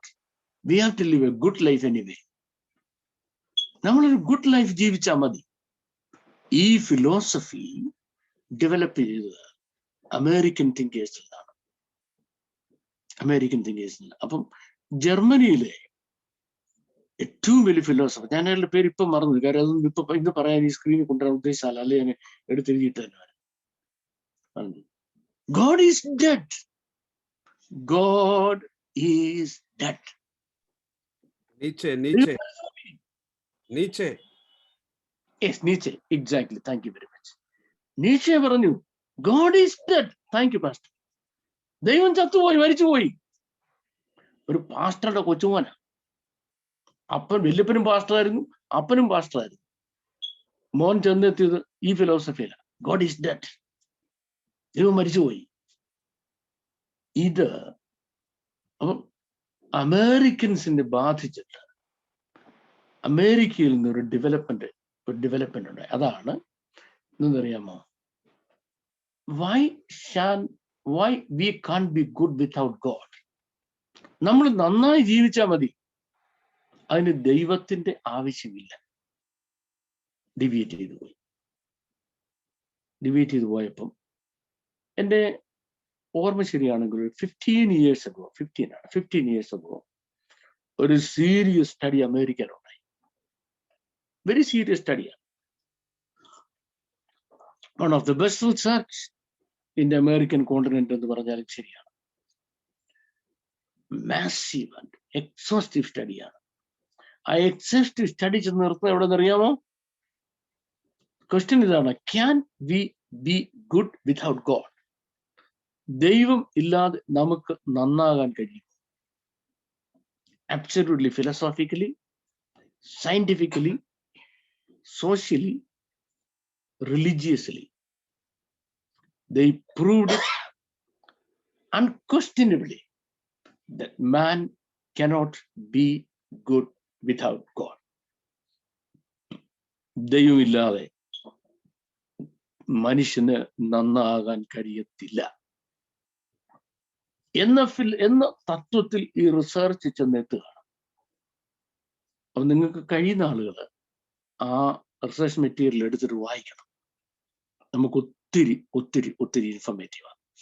അപ്പോഴേക്ക് America base ചെയ്ത് western philosophy അല്ലെ Greek തിയോളജിയിൽ Greek ഫിലോസഫിയിൽ base ചെയ്ത് നമ്മുടെ തിയോളജിക്കൽ വേൾഡ് വളർന്ന് വേദ പുസ്തക ലോകത്തെ മുഴുവൻ കീഴടക്കി. ഹെബ്രായിക് റൂട്ടിന്റെ ഒരു സ്ഥാനവുമില്ലാതെ 0 പൊസിഷൻ മാറ്റിക്കിടന്നു. എന്നിട്ട് എന്ത് ചെയ്തു? തിയോളജി ഡെവലപ്പ് ചെയ്തു. ആ തിയോളജിയിൽ എന്താ ഡെവലപ്പ് ചെയ്യുന്നത്? വെസ്റ്റേൺ ഐഡിയയെ ബേസ് ചെയ്ത് വേദപുസ്തകത്തെ വളച്ചൊടിക്കുന്ന ഒരു കൾട്ട് ഡെവലപ്പ് ചെയ്തു. എന്താ ആ കൾട്ടിന്റെ പ്രത്യേകത? ഒന്ന്, ആ കൾട്ടിൽ വേദപുസ്തകം പഠിപ്പിക്കുന്നോ ഡിസീഫർ ചെയ്യുന്നോ ഇല്ല, പൊരുൾ തിരിക്കുന്നോ ഇല്ല. അതിന് പകരം എന്താ ചെയ്യുന്നത്? മനുഷ്യൻ എഴുതിയ പുസ്തകങ്ങൾ വേദപുസ്തകമാണ് എന്ന് പറഞ്ഞ് പഠിപ്പിക്കുന്ന, മനുഷ്യൻ എഴുതിയ പുസ്തകങ്ങൾ വേദപുസ്തകമാണ് എന്ന് പറഞ്ഞ് പഠിപ്പിക്കുന്ന ഒരു രീതി ഉണ്ടായി. ഞാനതിൻ്റെ ഒരു എക്സാമ്പിൾ നിങ്ങൾക്ക് ഓടിച്ചെന്ന് പറഞ്ഞുതരാം. ഒരു എക്സാമ്പിൾ. അതിൻ്റെ എക്സാമ്പിൾസ് ആ മുഴുവൻ തിയോളജി എടുത്ത് പറയാനുള്ളത്. തിയോളജി എന്ന സംഗതിയെ കൊണ്ട് പഠിക്കാൻ കയറുമ്പോൾ നമ്മുടെ സിലബസിലെ ആദ്യത്തെ ഭാഗമാണ് സിസ്റ്റമാറ്റിക് തിയോളജി.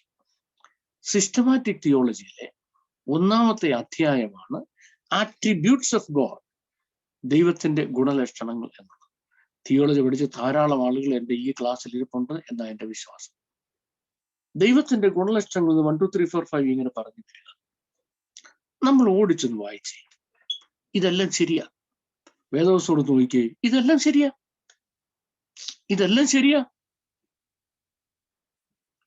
ഒരു അനാലിറ്റി പറയാം കേട്ടോ.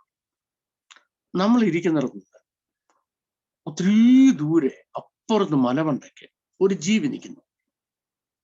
ഒരാൾ നമ്മളോട് പറയുന്നു അതൊരു പന്നിക്കുട്ടിയാ, അതൊരു പന്നിക്കുട്ടിയാ.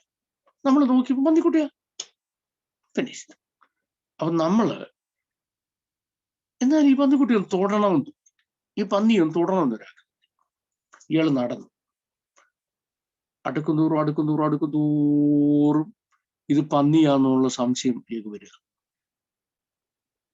ഏതാണ്ട് ഒരു ലെവലിൽ അടുത്ത് കഴിഞ്ഞപ്പോൾ മനസ്സിലായി ഇത് പന്നിയല്ല, ഇതൊരു ഭയങ്കര ഒമ്പനാനയാണ്.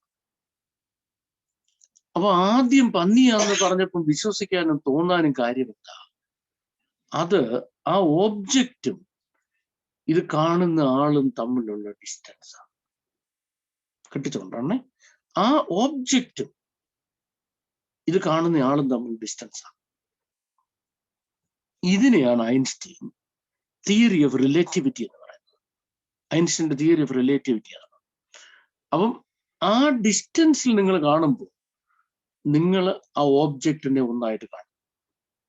പക്ഷെ നിങ്ങൾ അതിൻ്റെ അടുക്കും തോറും അതെന്താണെന്ന് നിങ്ങൾക്ക് മനസ്സിലാകും.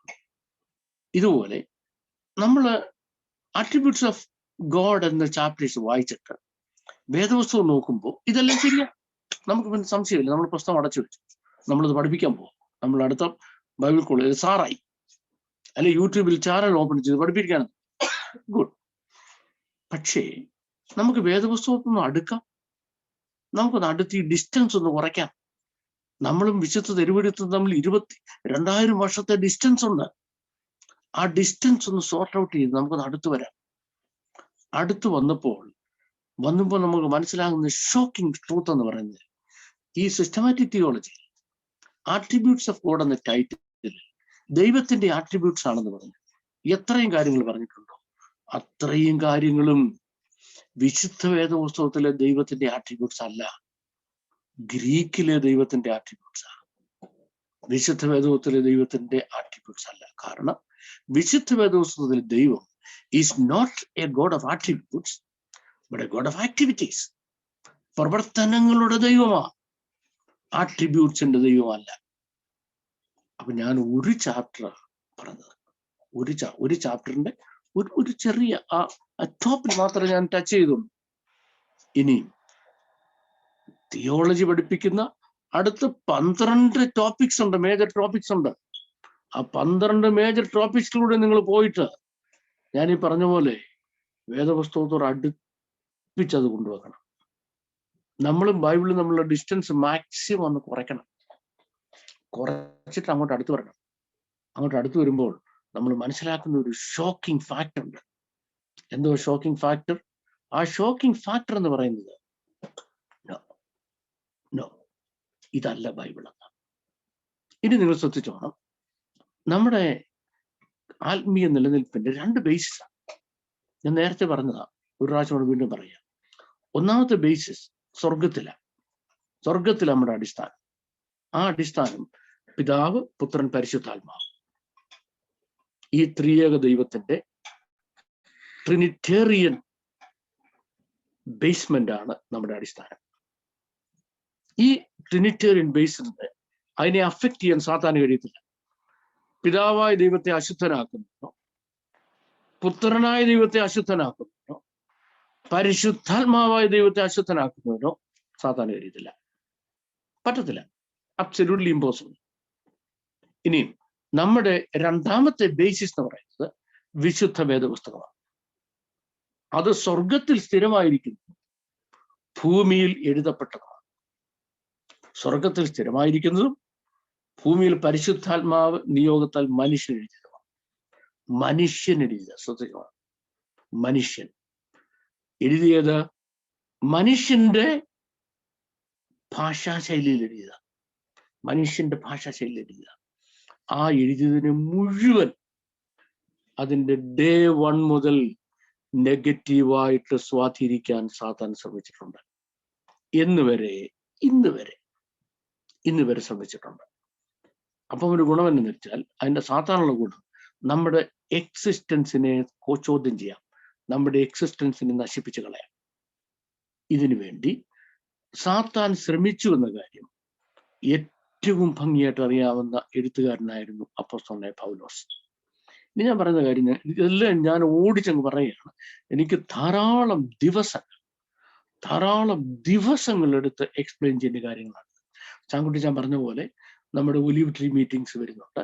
കർത്താവ് അനുവദിച്ചാൽ അതിനുശേഷം milieu of the gospel books എടുക്കണം എന്നുള്ള ആഗ്രഹത്തിലാണ്. Milieu of the gospel books എന്ന് പറഞ്ഞാൽ 4 സുവിശേഷങ്ങളും കൂടെ ഒരു വർക്കാക്കിയിട്ട് യേശുക്രിസ്തുവിന്റെ ജനനം മുതൽ സ്വർഗാരോഹണം വരെയുള്ള സംഭവങ്ങൾ അതിന്റെ ക്രോണോളജിക്കൽ ഓർഡറിൽ അതിന്റെ റീഓർഡർ ചെയ്തെടുത്ത് ക്രോണോളജിക്കൽ ഓർഡറിലല്ല 4 പേരും പറഞ്ഞിരിക്കുന്നത്.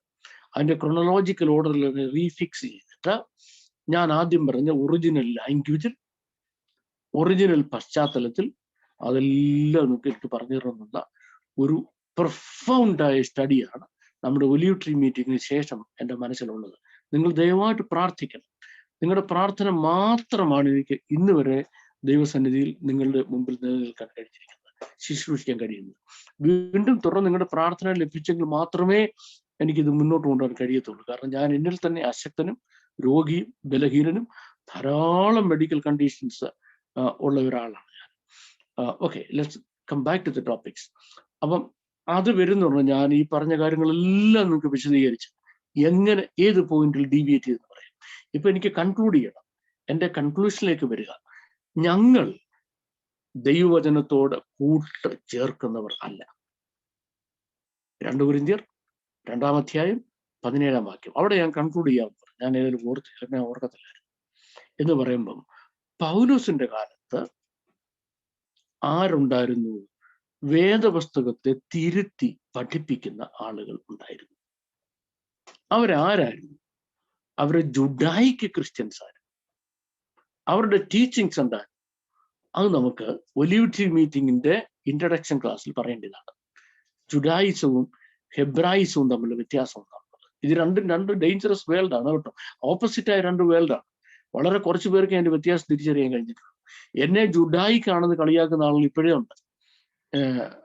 ഞാൻ എബ്രാഹിം അൽപ്പാന എന്നൊക്കെ പറഞ്ഞ് നാട്ടിൽ എൻ്റെ ഫോട്ടോ വെച്ച് നോട്ടീസൊക്കെ ഇറക്കിയ ഞാനാണ്. ബാബു ജോൺ എബ്രാഹിം അൽപ്പാനോ എന്ന് ചോദിച്ചോണ്ട് അത് കളിയാക്കാനാണ്. കർത്താവിനെ പരിഹസിച്ച പിന്നെ എന്നെയാണ് പരിഹസിക്കാത്ത. നല്ല കാര്യം. ഞാൻ എന്താ പറഞ്ഞുകൊണ്ട് വന്നത്, പൗലൂസിന്റെ കാലത്ത് ഇവരുണ്ട്. ആര്? ജുഡായി ക്രിസ്ത്യൻസ് ഉണ്ട്. ഇപ്പൊ ഈ ജുഡായി ക്രിസ്ത്യൻസ് എന്താ ചെയ്യുന്നറിയാം? അവര് ഒരു സ്ട്രീം ഓഫ് ബൈബിൾ ഇന്റർപ്രിട്ടേഷൻ ആരംഭിച്ചു. ആ സ്ട്രീം ഓഫ് ബൈബിൾ ഇന്റർപ്രിട്ടേഷൻ അപകടകരമായ സ്ട്രീമാണ്. അവരെന്താ ചെയ്ത്? കർത്താവ് പഠിപ്പിച്ച, അപ്പോസ്തലന്മാര് പ്രസംഗിച്ച നിർമ്മല സുവിശേഷത്തെ എടുത്ത് വേറൊരു ഫോൾഡിൽ മിക്സ് ചെയ്ത് അവര് എഴുതി പ്രചരിപ്പിക്കാൻ തുടങ്ങി. ഇനി നിങ്ങൾ ശ്രദ്ധിച്ചു കേട്ടോണം. ഇപ്പൊ ഞാൻ റെഫറൻസ് കൊടുക്കുന്ന പക്ഷെ നിങ്ങൾക്ക് പറഞ്ഞുതരാം. 1-ലധികം റോമാലേഖനങ്ങളുണ്ട്, 1-ലധികം എബ്രായ ലേഖനങ്ങളുണ്ട്, 1-ലധികം എഫെസ്യ ലേഖനമുണ്ട്, 1-ലധികം സുവിശേഷങ്ങളുണ്ട്. 1-ലധികം സുവിശേഷങ്ങൾക്ക് തുല്യമായ പത്രോസിന്റെ സുവിശേഷമെന്നും തോമസിന്റെ സുവിശേഷമെന്നും എന്ന് പറയുന്ന സുവിശേഷങ്ങളുണ്ട്. യോഹന്നാന്റെ സുവിശേഷത്തിന്റെ പാരലായ വേറൊരു യോഹന്നാൻ സുവിശേഷമുണ്ട്. നമ്മൾ വിശ്വസിച്ചിരിക്കുന്ന നമ്മുടെ 66 പുസ്തകങ്ങളിലുള്ള ഈ സുവിശേഷത്തിന് ടാൻഡമൗണ്ട് എന്ന് പറയുന്നത് ശരിയല്ല, അതിന് പാരലായ വേറെ യോഹന്നാന്റെ സുവിശേഷമുണ്ട്. ഇതെല്ലാം എന്തുവാ? ഇതെല്ലാം ഫേബ്രിക്കേറ്റഡ് മാനുസ്ക്രിപ്റ്റാണ്. ഇതിനെന്താ പറയേണ്ടത്? ഫേബ്രിക്കേറ്റഡ് മാനുസ്ക്രിപ്റ്റ്. ഈ ഫേബ്രിക്കേറ്റഡ് മാനുസ്ക്രിപ്റ്റ് ഇറങ്ങാൻ തുടങ്ങിയപ്പോൾ ഇത് അപകടമാണ്, ഇത് മാരകമായ അപകടം ഭാവിയിലേക്ക് വരും എന്ന് കണ്ടിട്ട് അപ്പോസ്തലനായ പൗലോസ് എന്ത് ചെയ്തു? താന് വലിയ സ്കോളറായിരുന്നു. നിങ്ങൾക്കറിയാം, ഗമലിയലിന്റെ പാദപീഠത്തിൽ ഇരുന്ന് വിശുദ്ധ തിരുവെഴുത്തുകൾ മുഴുവൻ പഠിച്ച ആളാണ് അപ്പോസ്തലനായ പൗലോസ്. പൗലോസ് എന്തെന്നറിയാമോ? ഇത് മുതൽ തോറ മുതൽ തൻ്റെ എഴുത്തുകൾ വരെ, ശ്രദ്ധിച്ചോണേ, തോറ മുതൽ തൻ്റെ എഴുത്തുകൾ വരെ കളക്ട് ചെയ്തിട്ട്, അതുകൊണ്ട് തൻ്റെ ഹെഡ്ക്വാർട്ടേഴ്സായി താൻ കണ്ടിരുന്ന അന്തിയോക്യയിൽ ഒരു വലിയ ബൈബിൾ പഠന കേന്ദ്രം തുടങ്ങി. ലോകത്തിലെ ആദ്യത്തെ ബൈബിൾ സ്കൂൾ അല്ലെ സെമിനാരി എന്ന് പറയും. അവിടെ കൊണ്ടുവന്ന് ഇതെല്ലാം വെച്ചു, കംപ്ലീറ്റ് അവിടെ വെച്ചു.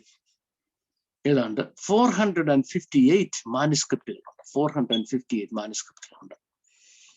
ഇതിനെയാണ് എന്ത് പറയുന്നറിയാമോ?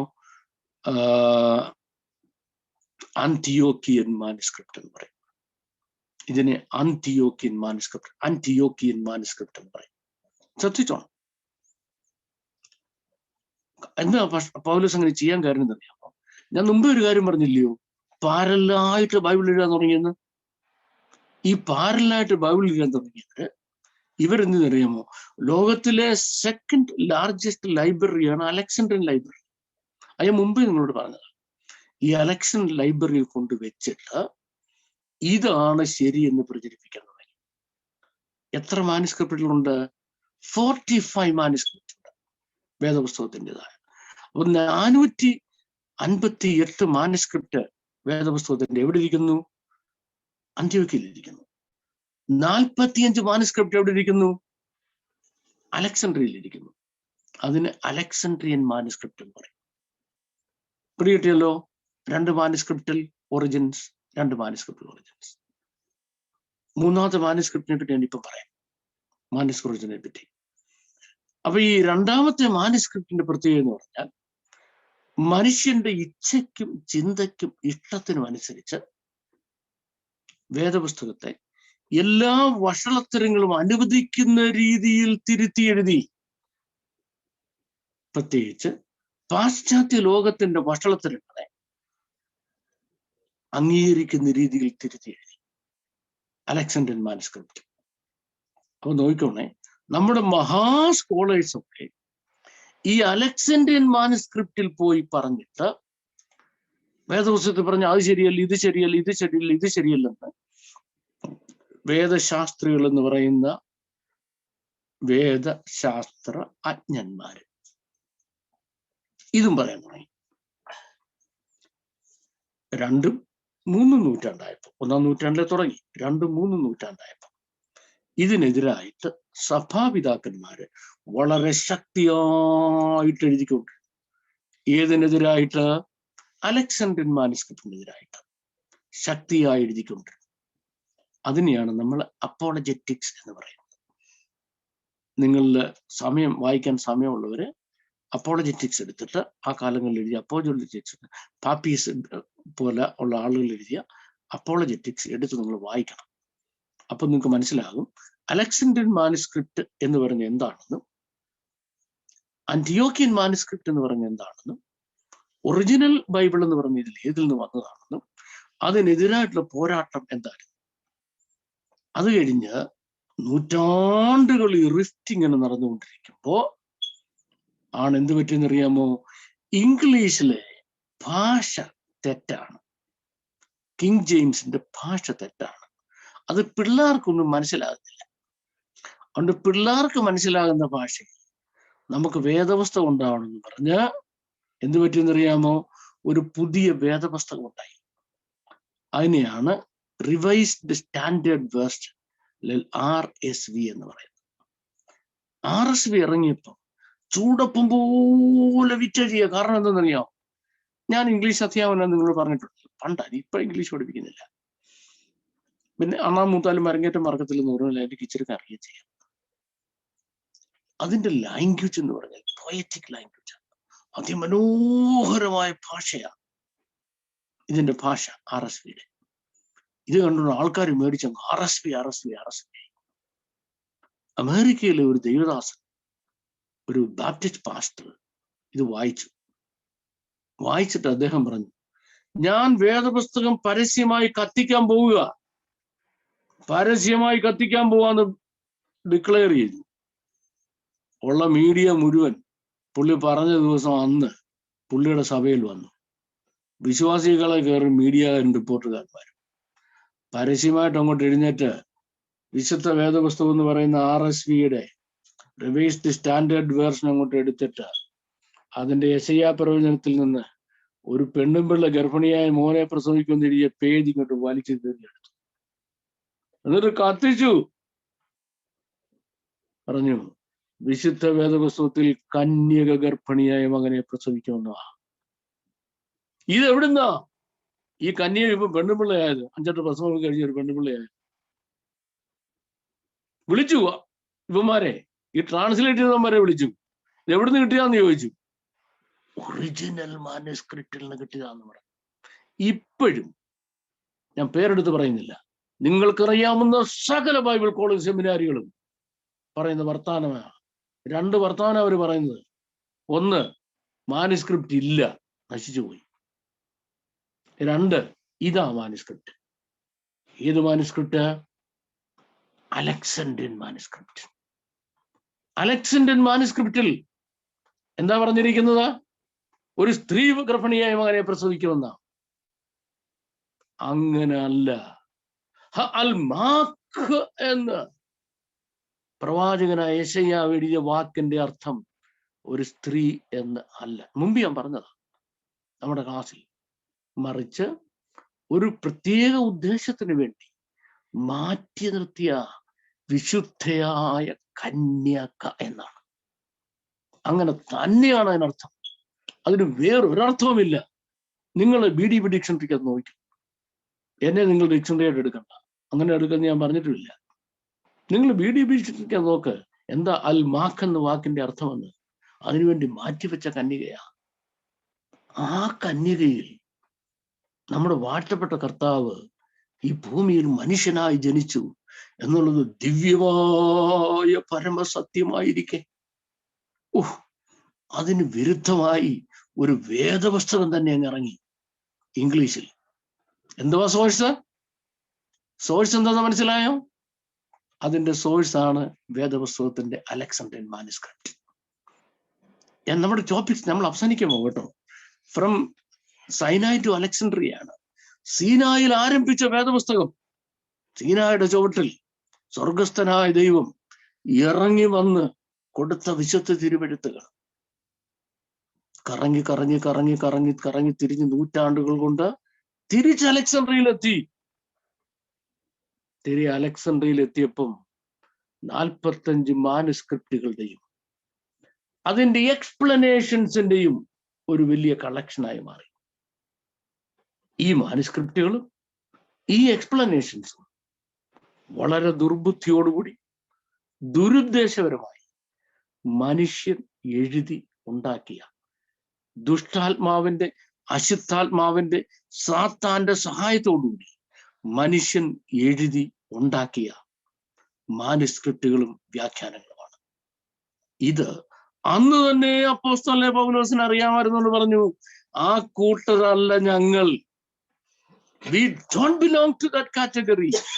ഏത് കാറ്റഗറിയിൽ? തിരുവെഴുത്തുകളോട് കൂട്ടിച്ചേർക്കുന്ന വിഭാഗക്കാർ അല്ല ഞങ്ങൾ. ഇനി അത് കഴിഞ്ഞിട്ട് നൂറ്റാണ്ടുകൾക്ക് ശേഷമാണ് ഡെഡ് സീ സ്ക്രോള്, ചാവുകടൽ ചുരുൾ കണ്ടെത്തുന്നത്. അതിന്റെ ബേസിൽ സൈനായി സ്ക്രിപ്റ്റ് എന്ന് പറഞ്ഞ ഒരു കൂട്ടം സ്ക്രിപ്റ്റ് ഉണ്ടായി. Sinai, sorry, I made a mistake. Am I right? Yes, Sinai script. Sinai script എന്ന് വേറൊരു സ്ക്രിപ്റ്റ് ഉണ്ടായി. അത് പക്ഷെ ആരും കൺസിഡർ ചെയ്യാറില്ല. ട്രാൻസ്ലേറ്റേഴ്സോ അല്ലെങ്കിൽ ബൈബിൾ ഇന്റർപ്രിറ്റേഴ്സോ സീരിയസ് ആയ ബൈബിൾ എക്സ്പോസിറ്റേഴ്സോ ഈ സൈനായി സ്ക്രിപ്റ്റിനെ കൺസിഡർ ചെയ്യുന്നില്ല. കാരണം അത് വായിക്കുമ്പോൾ തന്നെ ആൾക്കാർക്ക് മനസ്സിലാകും ഇതൊന്നും ഒറിജിനൽ വേദപുസ്തകത്തിന്റെ എഴുത്തുകളല്ലെന്ന്. ഞാൻ ഇനി കൺക്ലൂഡ് ചെയ്യാൻ പോവാം. ശ്രദ്ധിച്ചോണം. ഇത്രയും പറഞ്ഞ് നിങ്ങളെ കൺഫ്യൂസ് ചെയ്യുന്നതിന് വേണ്ടിയല്ല, ആശയങ്ങൾ കൊണ്ട് തരുന്നതിനാണ്. ഒരു ഹൈപ്പ് ഓഫ് ഹോപ്പിൽ വേണം എനിക്ക് ഈ സെഷൻ അവസാനിപ്പിക്കാൻ. ആ ഹൈപ്പ് ഓഫ് ഹോപ്പ് എന്താണെന്ന് ചോദിച്ചാൽ, തൻ്റെ വചനം മനുഷ്യൻ എന്നും കലർപ്പില്ലാതെ രപ്പിക്കത്തക്ക രീതിയിൽ സൂക്ഷിക്കുക എന്നുള്ളത് സ്വർഗസ്ഥനായ ദൈവത്തിന്റെ ഉത്തരവാദിത്തമാണ്. അതുകൊണ്ട് ദൈവം ഒരു ജാതി അതിനു വേണ്ടി തിരഞ്ഞെടുത്ത് ആ ജാതിയെ ഏൽപ്പിച്ചത്. അത് യഹൂദനാ. ആ ജാതിയുടെ പ്രത്യേകത, അവനെ കൊന്നാൽ അവൻ ഇതിൽ വള്ളി പുള്ളി ദീർഘ വിസർഗ വ്യത്യാസം വരുത്തത്തില്ല. നോ, വരുത്തുകയില്ല. സീനായുടെ ചുവട്ടിൽ വെച്ച് ദൈവം തന്റെ തിരുവായ് കൊണ്ട് അരുളി ചെയ്തിട്ട് തന്റെ തൃക്കൈകൾ കൊണ്ട് എഴുതി മോശയ്ക്ക് കൊടുത്ത ലാംഗ്വേജ് ഉണ്ടല്ലോ, ആ വെക്കാബുലറി ഉണ്ടല്ലോ, ആ വേർഡ്സ് ഉണ്ടല്ലോ, ഒരൊറ്റ തെറ്റ് തിരുത്താതെ, ഒരൊറ്റ തെറ്റ് വരുത്താതെ കഴിഞ്ഞ 3500 വർഷമായി ദൈവം അവര് ആ വചനത്തെ സൂക്ഷിക്കുക. സ്തോത്രം. അതിനാകെ അവർ വരുത്തിയ ഡിഫറൻസ് എന്നറിയാമോ? അന്നത്തെ വരയായിരുന്നു, വാക്കുകൾ മുഴുവൻ വരയായിരുന്നു, അക്ഷരങ്ങൾ ഇല്ലായിരുന്നു. അന്ന് അക്ഷരമില്ലായിരുന്നു. പിന്നീട് അരാമ്യ ഭാഷയിൽ നിന്ന് അവർ ആൽഫബറ്റ് കടമെടുത്ത് ആരാമ്യ ഭാഷയിലാണ് വേദോസം എഴുതിയിരിക്കുന്നത്, ആരാമ്യ സ്ക്രിപ്റ്റിലാണ് എഴുതിയിരിക്കുന്നത്. ഇത് കാരണം ചിലർ പറയുന്ന ഒറിജിനൽ വേദോസം ആരാമിക്കാണ്. ABCDEFG എന്ന് പറയുന്നത് നമ്മൾ പറയുന്ന സ്പെല്ലിംഗ് ഇംഗ്ലീഷിന്റെ അല്ല, നോർത്ത് ഇറ്റാലിയൻ സ്പെല്ലിംഗ്. അത് 14-ാം നൂറ്റാണ്ടായപ്പോ ഇംഗ്ലീഷ് ഭാഷ എടുത്ത 14-ാം നൂറ്റാണ്ടിൽ, ആരുടെ കാലത്ത്? ജെഫ്രി ചോഷറിന്റെ കാലത്ത്. മനസ്സിലായോ? അത് കണ്ടിട്ട് ഒരാൾ പറയാ ഇതെല്ലാം ഇറ്റാലിയനാണ്, ഇംഗ്ലീഷ് എഴുതിയെല്ലാം ഇറ്റാലിയനാന്ന് പറഞ്ഞാൽ ശരിയാവും. അക്ഷരം അതാ, പക്ഷെ വാക്കും അതല്ല, അർത്ഥം അതല്ല. ഇനി ഒരു കാര്യം നിങ്ങൾ പറയാം, നിങ്ങൾക്ക് വിശ്വസിക്കാൻ വിശ്വസിച്ചാൽ മതി. ഈ തിരുവെഴുത്ത് മുറുകെ പിടിക്കുന്നിടത്തോളം കാലം ആ ജാതിയെ നശിപ്പിച്ചു കളയാൻ അന്ധകാര ശക്തി കഴിയുന്ന സകലതും ശ്രമിച്ചുകൊണ്ടിരിക്കുന്നതിന്റെ കഥയാണ് അടുത്ത ക്ലാസ് പോലെ നമ്മൾ തുടങ്ങാൻ പോകുന്നത്.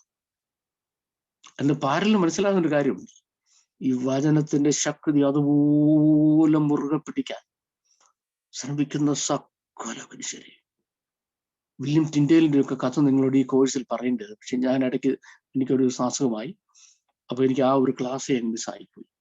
വില്യം ടിൻഡേൽ ഉൾപ്പെടെ ജോൺ വിക്ലിഫ് തുടങ്ങി മരിച്ചുപോയ ആളുകളുടെ, കൊല്ലപ്പെട്ട ആളുകളുടെ കഥ, തെറ്റുകൂടാതെ ഈ തിരുവെടുത്ത് നമുക്ക് തരുന്നതിന് വേണ്ടി ജീവത്യാഗം ചെയ്ത ആളുകളുടെ കഥ, അതെല്ലാം നിങ്ങളെ എനിക്കൊന്ന് സ്ക്രിപ്റ്റ് സഹിതം പറഞ്ഞ് കേൾപ്പിക്കണമെന്നുണ്ടായിരുന്നു. കർത്താവ് അനുവദിച്ച നമുക്കൊരു സ്പെഷ്യൽ ക്ലാസ് അതിന് വേണ്ടി എടുക്കാം. എടുത്തത് മുഴുവൻ ഞാൻ നിങ്ങൾക്ക്, അവർ വന്ന വഴി മുഴുവൻ ഞാൻ കാണിച്ചു തരാം. നിങ്ങൾ പ്രാർത്ഥിക്കണം ദൈവം അതിന് അവസരം ഉണ്ടാക്കുന്നതിന് വേണ്ടി. ഞാൻ എന്താ പറഞ്ഞത്? 3 സ്ക്രിപ്റ്റുകൾ വന്ന കാര്യമാണ് പറഞ്ഞത് ഇന്നും. അപ്പൊ ഈ RSVക്ക് ശേഷം 2 കള്ളുകുടിയന്മാർ, വെസ്കോട്ട് ആൻഡ് ഹോട്ട്സ് എന്ന് പറയുന്ന 2 കള്ളുകുടിയന്മാർ, അവർ തീരുമാനിച്ചു, അവരുടെ നാട്ടിൽ അറിയപ്പെടുന്ന കള്ളുകുടിയന്മാർ, അവർ തീരുമാനിച്ചു നമുക്ക് കുറെ കൂടെ അഡ്വാൻസ്ഡ് ആയ ഒരു ബൈബിൾ ഉണ്ടാകണം. അതിനുവേണ്ടി അവരെന്തെന്നറിയാമോ? നമ്മുടെ പിള്ളേരിപ്പം കഷ്ടത്തിൽ കൊണ്ട് നടക്കുന്ന ഒരു ബൈബിൾ ഉണ്ടല്ലോ, NIV, ന്യൂ ഇന്റർനാഷണൽ വേർഷൻ. ഞാൻ എന്നെ പറ്റി പറയുന്നത് നെവർ ഇൻസ്പയർഡ് വേർഷൻ എന്നാ. Never inspired version. പരിശുദ്ധാത്മാവ് അല്ല അതിനെ ഇൻസ്പയർ ചെയ്തത്, അല്ലെന്ന് കാണിക്കുന്ന ഒട്ടനവധി തെളിവുകൾ സഹിതം 16 ആർട്ടിക്കിൾസ് ഞാൻ ഒരിക്കൽ പബ്ലിഷ് ചെയ്തതാണ്. അന്ന് പെന്തക്കോസ്ത് ലോകത്തിൽ എന്നെ ചീത്ത പറയാത്ത ആളുകൾ അധികം കാണത്തില്ല. കാരണം ഇവർ കൊണ്ടുനടന്ന് പഠിപ്പിക്കുന്ന ഇംഗ്ലീഷ് ഉണ്ടല്ലോ, RSV NIV. അത് എടുത്തിട്ട് വാക്യങ്ങൾ ഓരോന്നോരോന്നോരോന്ന് എടുത്ത് പൊളിച്ച് 16 ലോങ് ആർട്ടിക്കിൾസ് ഞാൻ പബ്ലിഷ് ചെയ്തത്. അന്ന് ഒരു മനുഷ്യൻ മാത്രമേ ക്രിസ്തീയ ലോകത്തിൽ എന്നെ സപ്പോർട്ട് ചെയ്യാൻ അവസാനം വന്നുള്ളൂ. നിദ്ര പ്രാപിച്ച കത്തോലിക്കരുടെ പബ്ലിക്കേഷൻസിന്റെ ഹെഡായിരുന്ന ഡോക്ടർ ജോസഫ് പുലിക്കുന്നേൽ. ഡോക്ടർ ജോസഫ് പുലിക്കുന്നേൽ ഒരു ആർട്ടിക്കിൾ എഴുതി ഹല്ലേലിയായി. ഡോക്ടർ ബാബു ജോൺ ലണ്ടനിൽ എഴുതുന്ന ഈ കാര്യങ്ങൾ മുഴുവൻ ശരിയാണ്. സുവിശേഷ പ്രസംഗകരെന്നും സഭാ നേതാക്കളെന്ന് പറഞ്ഞ് ചമഞ്ഞു കിടക്കുന്ന നമ്മുടെ ജനത്തോട് മാപ്പ് പറയണം. തെറ്റായ ബൈബിളും തെറ്റായ സുവിശേഷം നിങ്ങളെ പഠിപ്പിച്ച് വഴിതെറ്റിക്കുന്നതിന് നമ്മൾ മാപ്പ് പറയണം എന്ന് അദ്ദേഹം ഗുഡ് ന്യൂസിൽ ഒരിക്കൽ എഴുതേണ്ടി വന്നു. കഷ്ടകരം. ആ ദേവദാസൻ ഇന്ന് ജീവനോടില്ല, പ്രായാധിക്യത്തിലാണ് മരിച്ചെന്ന എൻ്റെ വിശ്വാസം. ഞങ്ങൾ തമ്മിൽ ഫ്രണ്ട്സ് ഒന്നുമില്ലായിരുന്നു, നേരിട്ട് അറിയത്തുമില്ലായിരുന്നു. ഞാൻ പറഞ്ഞുകൊണ്ട് വന്നത്, അലക്സാൻഡ്രിയൻ മാനുസ്ക്രിപ്റ്റ്സിന്റെ ബേസിൽ ഇന്നും വേദപുസ്തകങ്ങൾ എന്ന് പറഞ്ഞ് വഴിതെറ്റിക്കുന്ന പുസ്തകങ്ങൾ ഇറങ്ങിക്കൊണ്ടിരിക്കുക. ഞാൻ കൺക്ലൂഡ് ചെയ്യാൻ പോവാം. ഒന്ന്, യേശുക്രിസ്തുവിന്റെ ദിവ്യത്വം, യേശുക്രിസ്തുവിന്റെ കന്യകാജനൻ, യേശുക്രിസ്തു ലോക സൃഷ്ടാവ്, യേശുക്രിസ്തു ഏക ലോക രക്ഷിതാവ്, തിരുവെഴുത്തുകൾ പ്രകാരം കന്യകയിൽ ജനിച്ചവൻ, തിരുവെഴുത്തുകൾ പ്രകാരം ശുശ്രൂഷ ചെയ്തവൻ, തിരുവെഴുത്തുകൾ പ്രകാരം മരിച്ചവൻ, തിരുവെഴുത്തുകൾ പ്രകാരം അടക്കപ്പെട്ടവൻ, തിരുവെഴുത്തുകൾ പ്രകാരം ഉയർത്തെഴുന്നേറ്റവൻ, തിരുവെഴുത്തുകൾ പ്രകാരം സ്വർഗാരോഹണം ചെയ്തവൻ. ഇപ്പൊ പത്തോട്ടക്കാരൻ ഞാൻ പറഞ്ഞു. തിരുവെഴുത്തുകൾ പ്രകാരം പിതാവിന്റെ സന്നിധിയിൽ നിത്യനായി വാഴുന്നവൻ, താൻ പറഞ്ഞതുപോലെ വീണ്ടും ഭൂമിയിൽ തിരികെ വരും, മരിച്ചവരെയും ജീവനുള്ളവരെയും ന്യായം വിധിക്കുന്ന ന്യായാധിപതി. 13 കൂട്ടം കാര്യങ്ങൾ. ഇത്രയും കാര്യങ്ങൾ നിങ്ങൾ NIV എന്ന് പറഞ്ഞ വേദപുസ്തകം നോക്കിയാൽ കാണാൻ കഴിയത്തില്ല. ഇത്രയും കാര്യങ്ങൾ അവരെന്ത് ചെയ്തു? ഡിലീറ്റ് ചെയ്ത് കളഞ്ഞു. ഡിലീറ്റ് ചെയ്ത് ആ ഭാഗം വരുന്നവരെല്ലാം കണ്ടില്ല. ഇപ്പൊ അപ്പന് വെളി വീണെന്ന് പറഞ്ഞ മാതിരി കണ്ടില്ല. മനസ്സിലായോ? തന്റെ കൊക്കൽ ഒതുങ്ങാത്ത മീനാന്ന് പറയുമ്പം കൊക്ക അങ്ങ് കണ്ണടയ്ക്കുന്നൊരു പറച്ചിലുണ്ട്. കൊക്ക് കണ്ടില്ല. ഇത്രയും കാര്യങ്ങൾ കണ്ടില്ലെന്ന് നിങ്ങൾ എടുത്തങ്ങോട്ട് നോക്കണം. കിങ് ജെയിംസ് ബൈബിളും ഈ NIVയും കൂടെ എടുത്തങ്ങോട്ട് നോക്കണം. എന്തുവാ പിള്ളേർ പഠിക്കുന്നത്? എന്തുവാ പിള്ളേർ വായിക്കുന്നത്? എന്തുവാ പിള്ളേരെ പഠിപ്പിക്കുന്നത്? ഇത് ഏത് ഊസേജിക്ക് അതിനെപ്പറ്റി ദണ്ണമുള്ളത്? ഏത് പാസ്റ്റർക്കാ മനപ്രയാസമുള്ളത് ഇതിനെപ്പറ്റി? ആർക്കാ അതിനെപ്പറ്റി വിഷമമുള്ളത്? I am going to conclude with a hope. ആര് ദൈവം തിരുവെഴുത്ത് ഏൽപ്പിച്ചോ അവരെ മാത്രമേ ദൈവത്തിന് വിശ്വാസമുള്ളായിരുന്നു. തിരുവെഴുത്ത് ഏൽപ്പിക്കാൻ അവരെ മാത്രമേ വിശ്വാസമുള്ളായിരുന്നു.